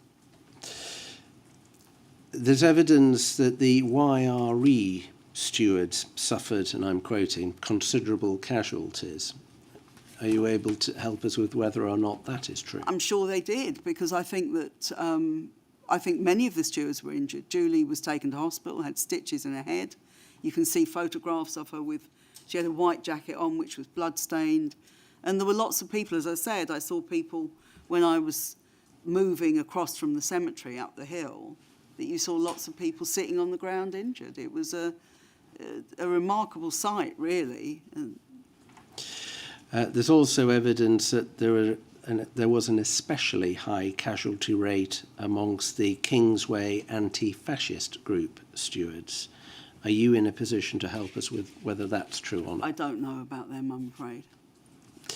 There's also a suggestion that demonstrators were hit from behind by missiles thrown by demonstrators who were behind them. Did that happen? Well, this is what HN78 said about Julie's injury, but that was totally false. And she wasn't hit from behind. She was hit by a police truncheon in front of her. Are you able to say that as on the basis of what she told you or what you witnessed? On the basis of what she told me, but also on the basis of the subsequent settlement that she got. We know that there were various charges by the police during the course of the day. Could you give us an idea of how close you were to any of those? Well, pretty close. We were all quite close to it, because they didn't just charge the front lines. They began to come forward and charge other people. They chased people who were trying to get away. They did all those sorts of things. So I was fairly close to that and could see it very, very closely. As someone who was present, could you just give us an idea of what it felt like to be close to one of those charges? It's a very, very frightening thing. I've been on 2 demonstrations where somebody's been killed. One was in Red Lion Square, one was in Genoa in 2001 against the G8. And in both of them, you know something very bad is likely to happen. You see great formations of riot police and you see all these sorts of things. And I think it was extremely fortunate that nobody was killed at Welling, because we had the same kind of attack from the police that we'd had at those other demonstrations. So it was an extremely frightening thing. People were panicking. There were lots of people who'd never been on a demonstration before. I had a friend who brought her teenage sons, who said that it really made them quite frightened to go on other demonstrations. Subsequently, lots of people had no idea where they were, people who'd come from all over the country. The march it never came to a conclusion in that sense. It just sort of broke up, because such was the scale of the violence and the attacks from the police. So that was what it was like. And as I say, it felt to you like you were in a battlefield where you were just trying to get off the battlefield in one piece, really, and as quickly as you could. I'd like to take you now to the SDS report of the event. So it's tab B45, it's 25694.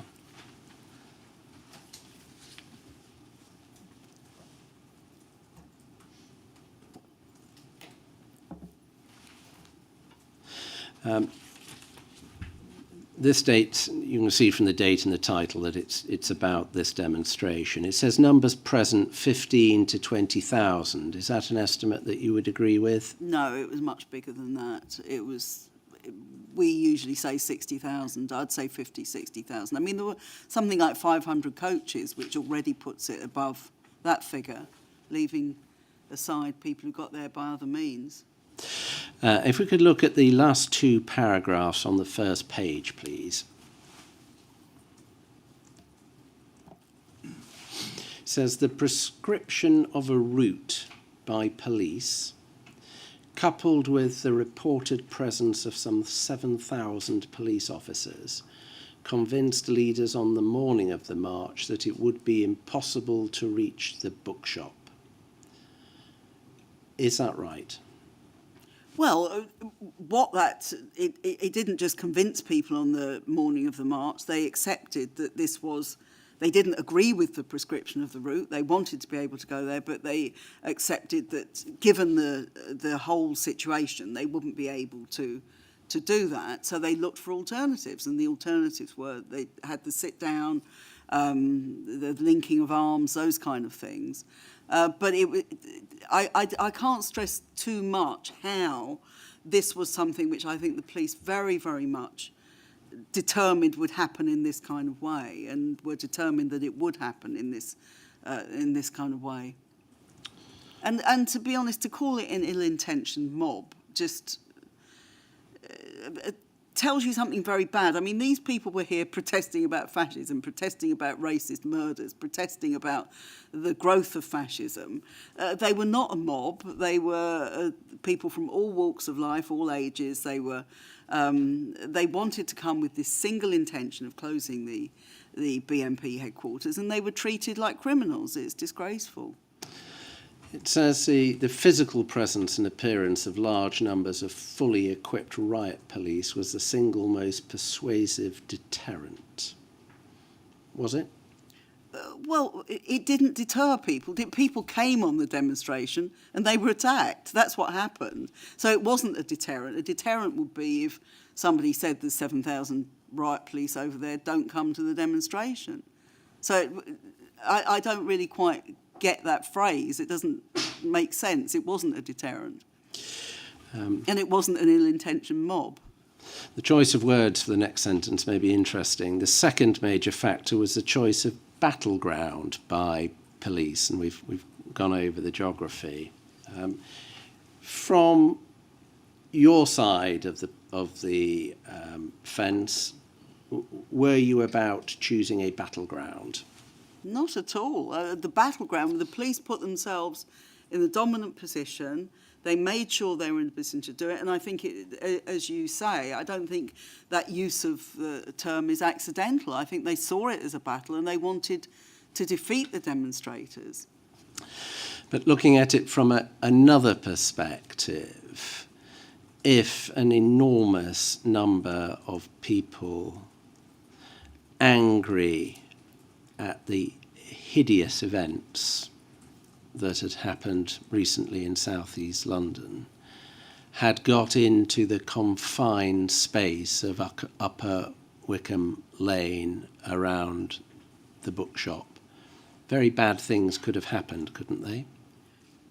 Very bad things did happen on that day, and they were caused by the attacks on the demonstrators. And let's just kind of put it another way, that surely in a democracy, people who, as you say, were very, very exercised about these questions, very concerned about them, and quite rightly, and very few people now would deny that they were correct to be concerned about them. Are we seriously saying that these people aren't going to be able to march anywhere apart from Trafalgar Square?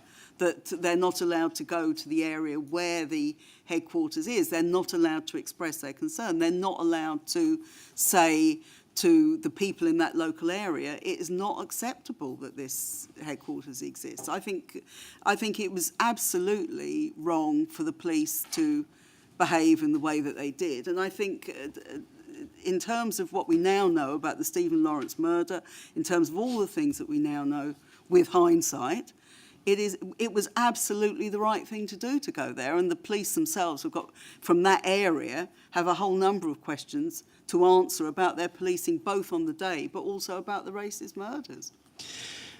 Could we take that down, please? And could we have up the document, which you will find at tab B46? It's 3 3s, 2 2s. We're now moving into the aftermath.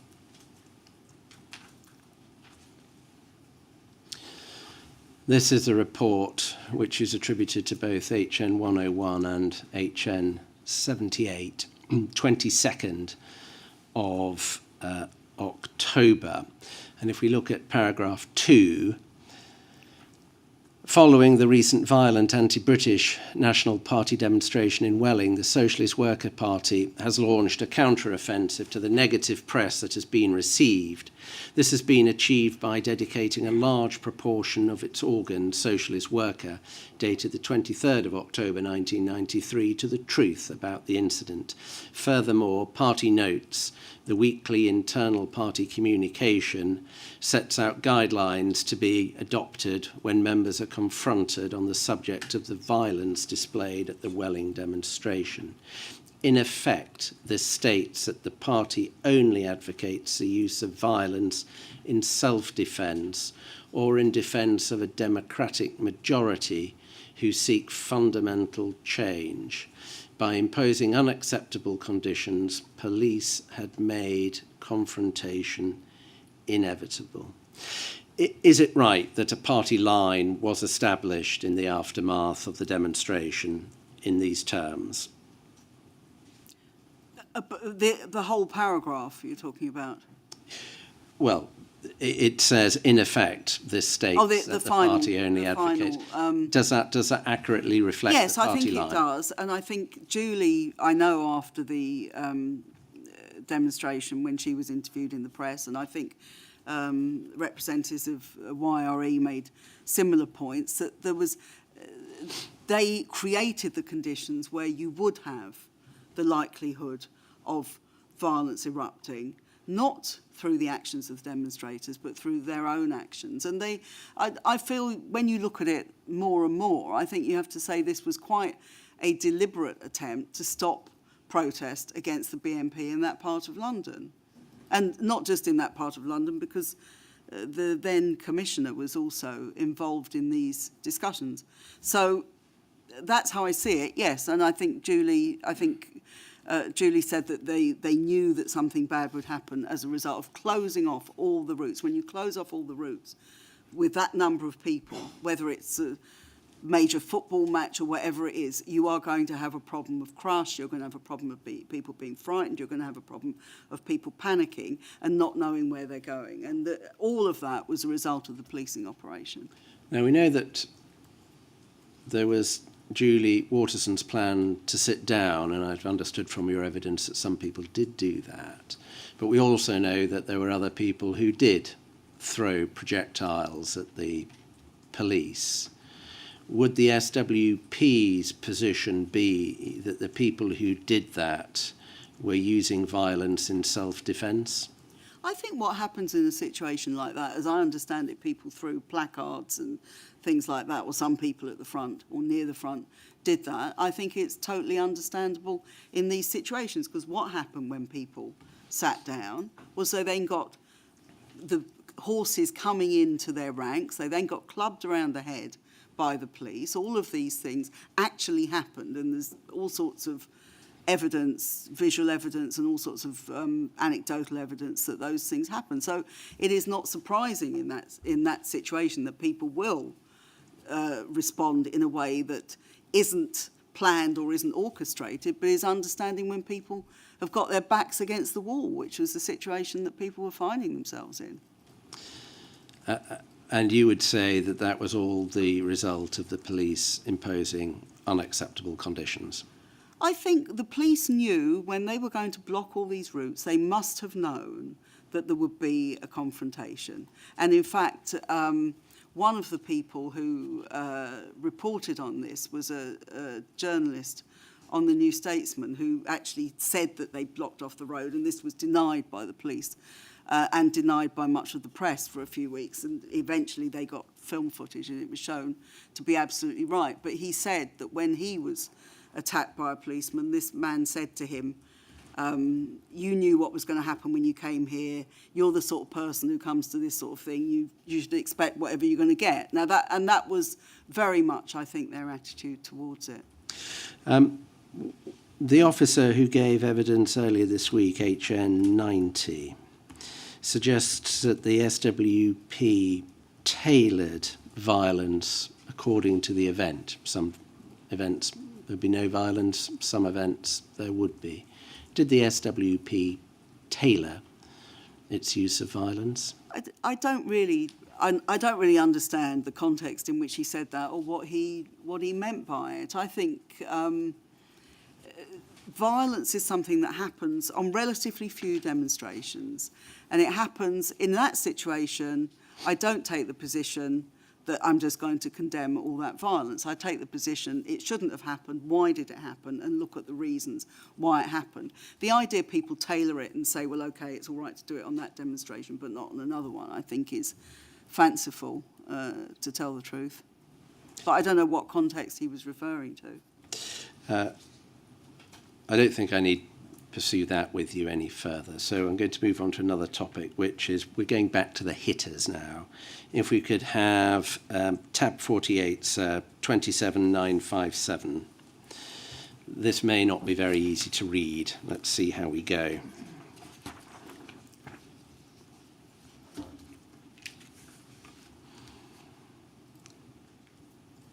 If we could have the next page, please. Thank you. If you could, could you try blowing up the first half of the text and see if we can read that? This is a report from February 1994.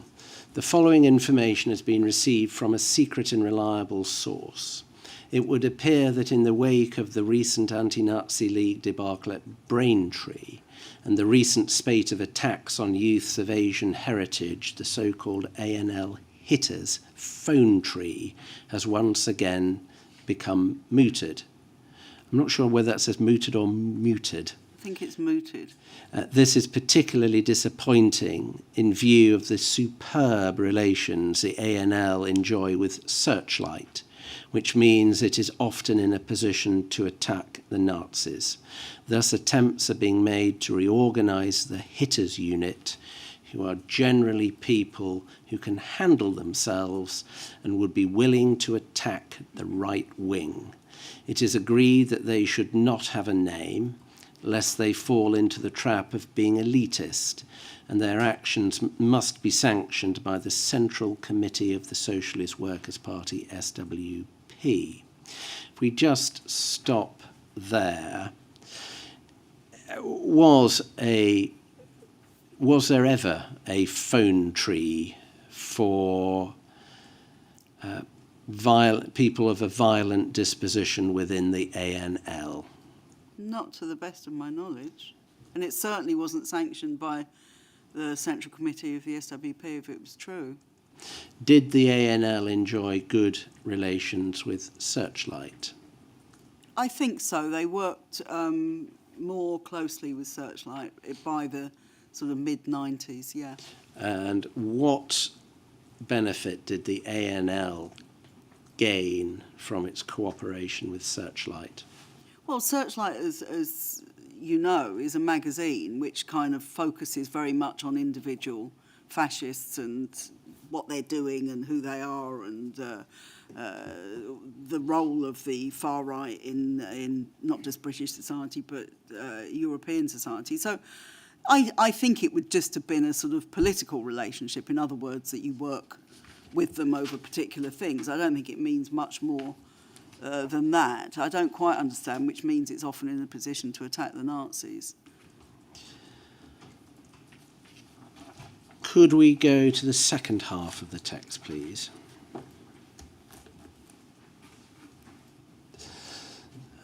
This authorisation would be granted by Julie Waterson, but only if their actions are seen to be political and not squadist.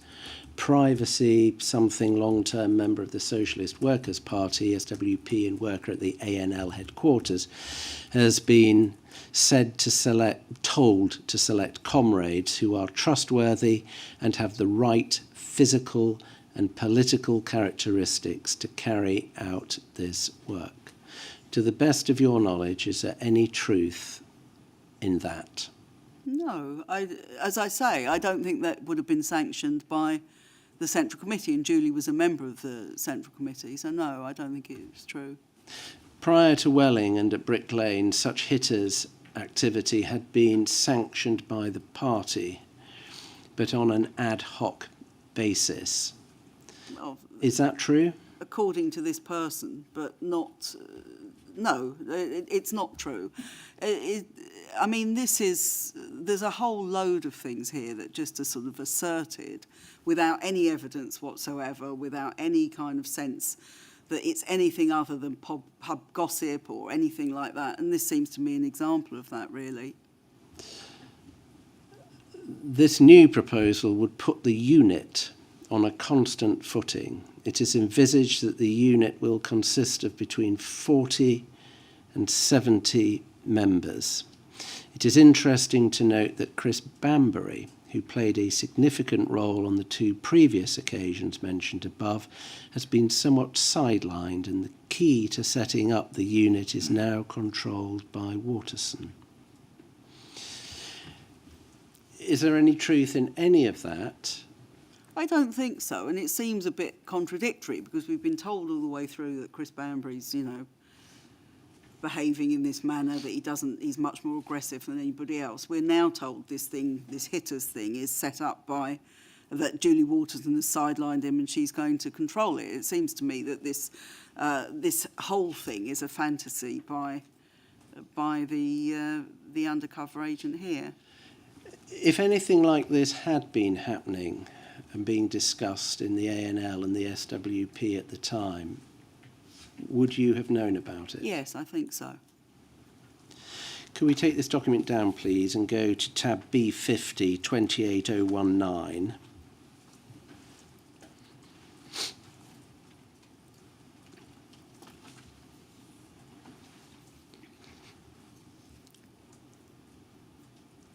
If we could have page 2, please. Now, this is a report, if we can have it blown up, please. Thank you very much.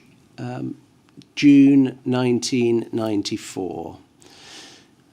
It would appear that the idea put forward by Socialist Workers' Party SWP Central Committee member Chris Bambury to form an organised security unit termed Hitters within the SWP to defend it, and the Anti-Nazi League, ANL, has been vetoed by Julie Waterson. Bambury has gone as far as compiling a list of physically competent comrades who he wanted to approach to join his band. Not only has Waterson vetoed Bambury's scheme, she has also ousted two of his lieutenants, Privacy, and Privacy, from their jobs in the ANL office. Privacy and Privacy figured highly on Bambury's list of hitters. Both have been told that they are a disruptive influence and are banned from working in the ANL offices forthwith. Was there any plan that you were aware of by Chris Bambury to form a hitters unit? No, there wasn't. And as I say, I think this is the kind of thing that it seems to me this is talking to maybe a couple of people. This is what they all think would be a good idea, rather than actually what did happen and what was agreed. And none of this was agreed. And, I noticed in one of these documents that HN 78 says, when Tony Cliff died, Chris Bambury would go off and form a sort of Red Action type of group. Well, Tony Cliff died in 2000, and that never happened, and nor was it remotely likely to happen. So I just think there's such a level of self-promotion, aggrandisement, and inaccuracy about these reports that they're just not fantastically useful, and they're certainly not. This certainly isn't true. Even if it didn't come to fruition, was there any discussion by anybody along these lines? Well, I couldn't possibly answer that question because obviously I don't know, and it's speculative, and it's totally speculative, really. But I would have thought, of course, people discuss all sorts of things when they're talking one-to-one, but no serious political activist in the SWP would have thought this was the way to go. I really think that is the case. It goes on to say, in sidelining Banbury and his idea of a formalised security group, Waterson has in fact brought closer the possibility of such a group forming on an ad hoc basis. Many feel that the group would come to emulate Red Action in style and tactics, and privacy has been seen drinking with leading Red Action figures recently. In any event, the issues of a more physical confrontational facility within the SWP-ANL will not disappear. And there is a growing sympathy towards the idea within the rank and file of both the SWP and the ANL. Were you aware of any growing sympathy within either the SWP or the ANL to a more physical confrontational facility? No, I wasn't aware of that. And I think that again, this is that somebody was drinking with somebody from Red Action. Well, okay, that may well be true. Obviously, I don't know. But I think that I don't recognise as a growing sympathy. What is true is that people feel with the fascists, they feel that they're under, that not just them, not mainly them, but actually ethnic minorities, all sorts of other people may be under threat from the fascists, and people feel frustrated about that, and they feel frustrated that the police do so little to actually, they don't facilitate people who are opposing the fascists, and all too often they've facilitated fascist demonstrations. But that's a very different thing from people feeling frustrated about it and seeing it as a political option.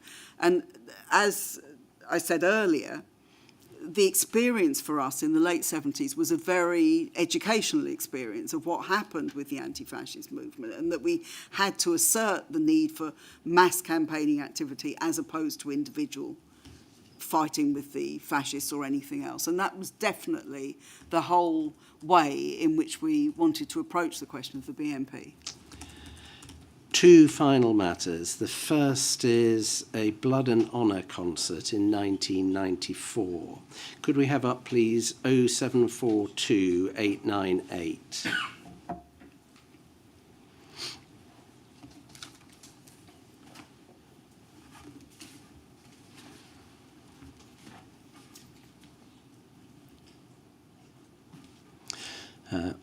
This is about an event on the 1st of October 1994, Charing Cross Station, involving the ANL. Says very likely if opposing sides actually do confront each other, that's in relation to the likelihood of disorder, mood, hostile. Reads, a source within the ANL hierarchy has heard that a Blood and Honour gig is to be staged this Saturday, and that it is the intention of the ANL to confront would-be concert-goers at Charing Cross railway station. Normally, the party would be content just to derive publicity and hence recruitment from such a confrontation. The leaders would manoeuvre demonstrators into a position whereby police could segregate them from the fascists by use of barriers at the latter's redirection point. Once securely protected by police, the demonstrators would then be content to chant their slogans and wave their banners. Should the venue for the concert then become known, the demonstrators would make their way there en masse, but only if the police remained in tow, in the hope that their sheer presence would cause the concert to be abandoned. On this occasion, however, it appears that the leadership of the Socialist Workers' Party has sanctioned a different tactic, in that in addition to the above, a small group of comrades who can handle themselves will attend the redirection point, avoid being barricaded in with the larger group, and hopefully do battle with the fascists. Can you recall the preparations for this demonstration? No, not in any detail, no. I mean, I remember there was a Blood and Honour gig, but I don't know any more details about it than that, really. Are you able to help us with whether or not the second paragraph is true? Not to my knowledge. I mean, there's always all sorts of tactics on these demonstrations where people say, look, a group of us will go and see if we can see where the fascists are and all this kind of thing. And obviously wanted to avoid being barricaded in. But that isn't a different tactic in a general sense. And it would be something that was almost certainly discussed by the people organising the demonstration rather than the SWP leadership. Could we now take that down? Final topic from me. In 1995, Trevor Morris says he attended a meeting in Tottenham about Joy Gardner and the campaign for justice for Joy Gardner. And I'm sure you've seen his statement, but if you haven't, I'll call it up. And he describes on his account talking people out of burning down Tottenham by suggesting they go and riot in Mayfair instead, and that none of them could be bothered to do that, so nothing happened.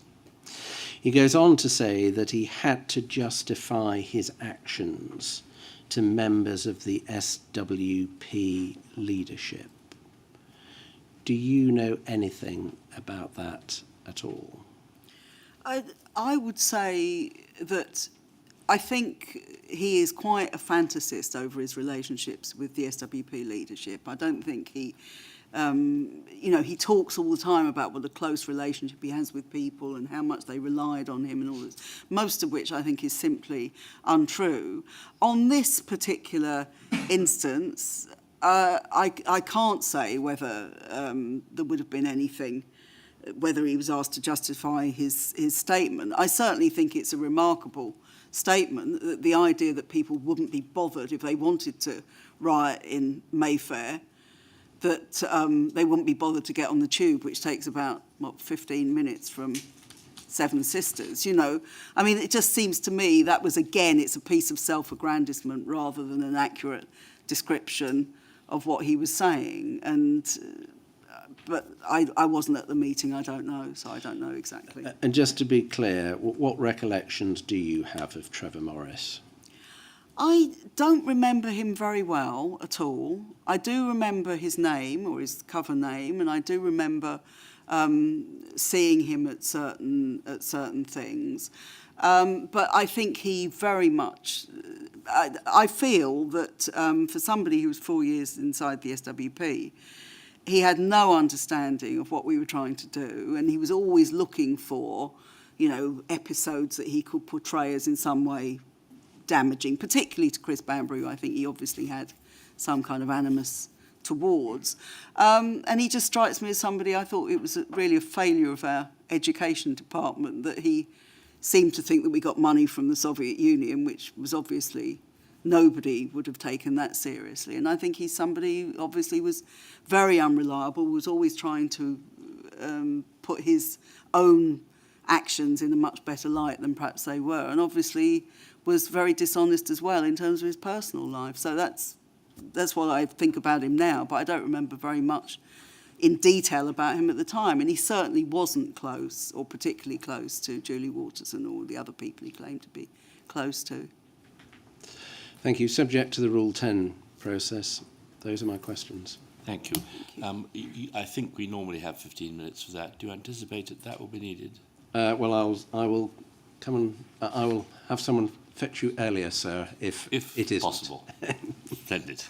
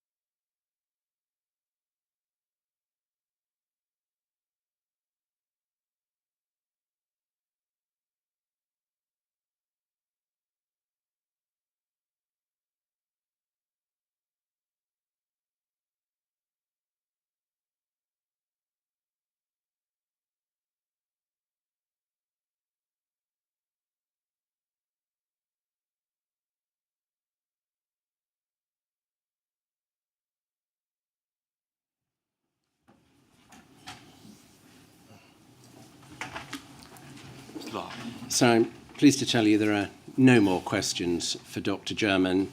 We have been provided with an article by her team which relates to Julie Waterson's civil claim for damages, which we will put into evidence on paper. Yes.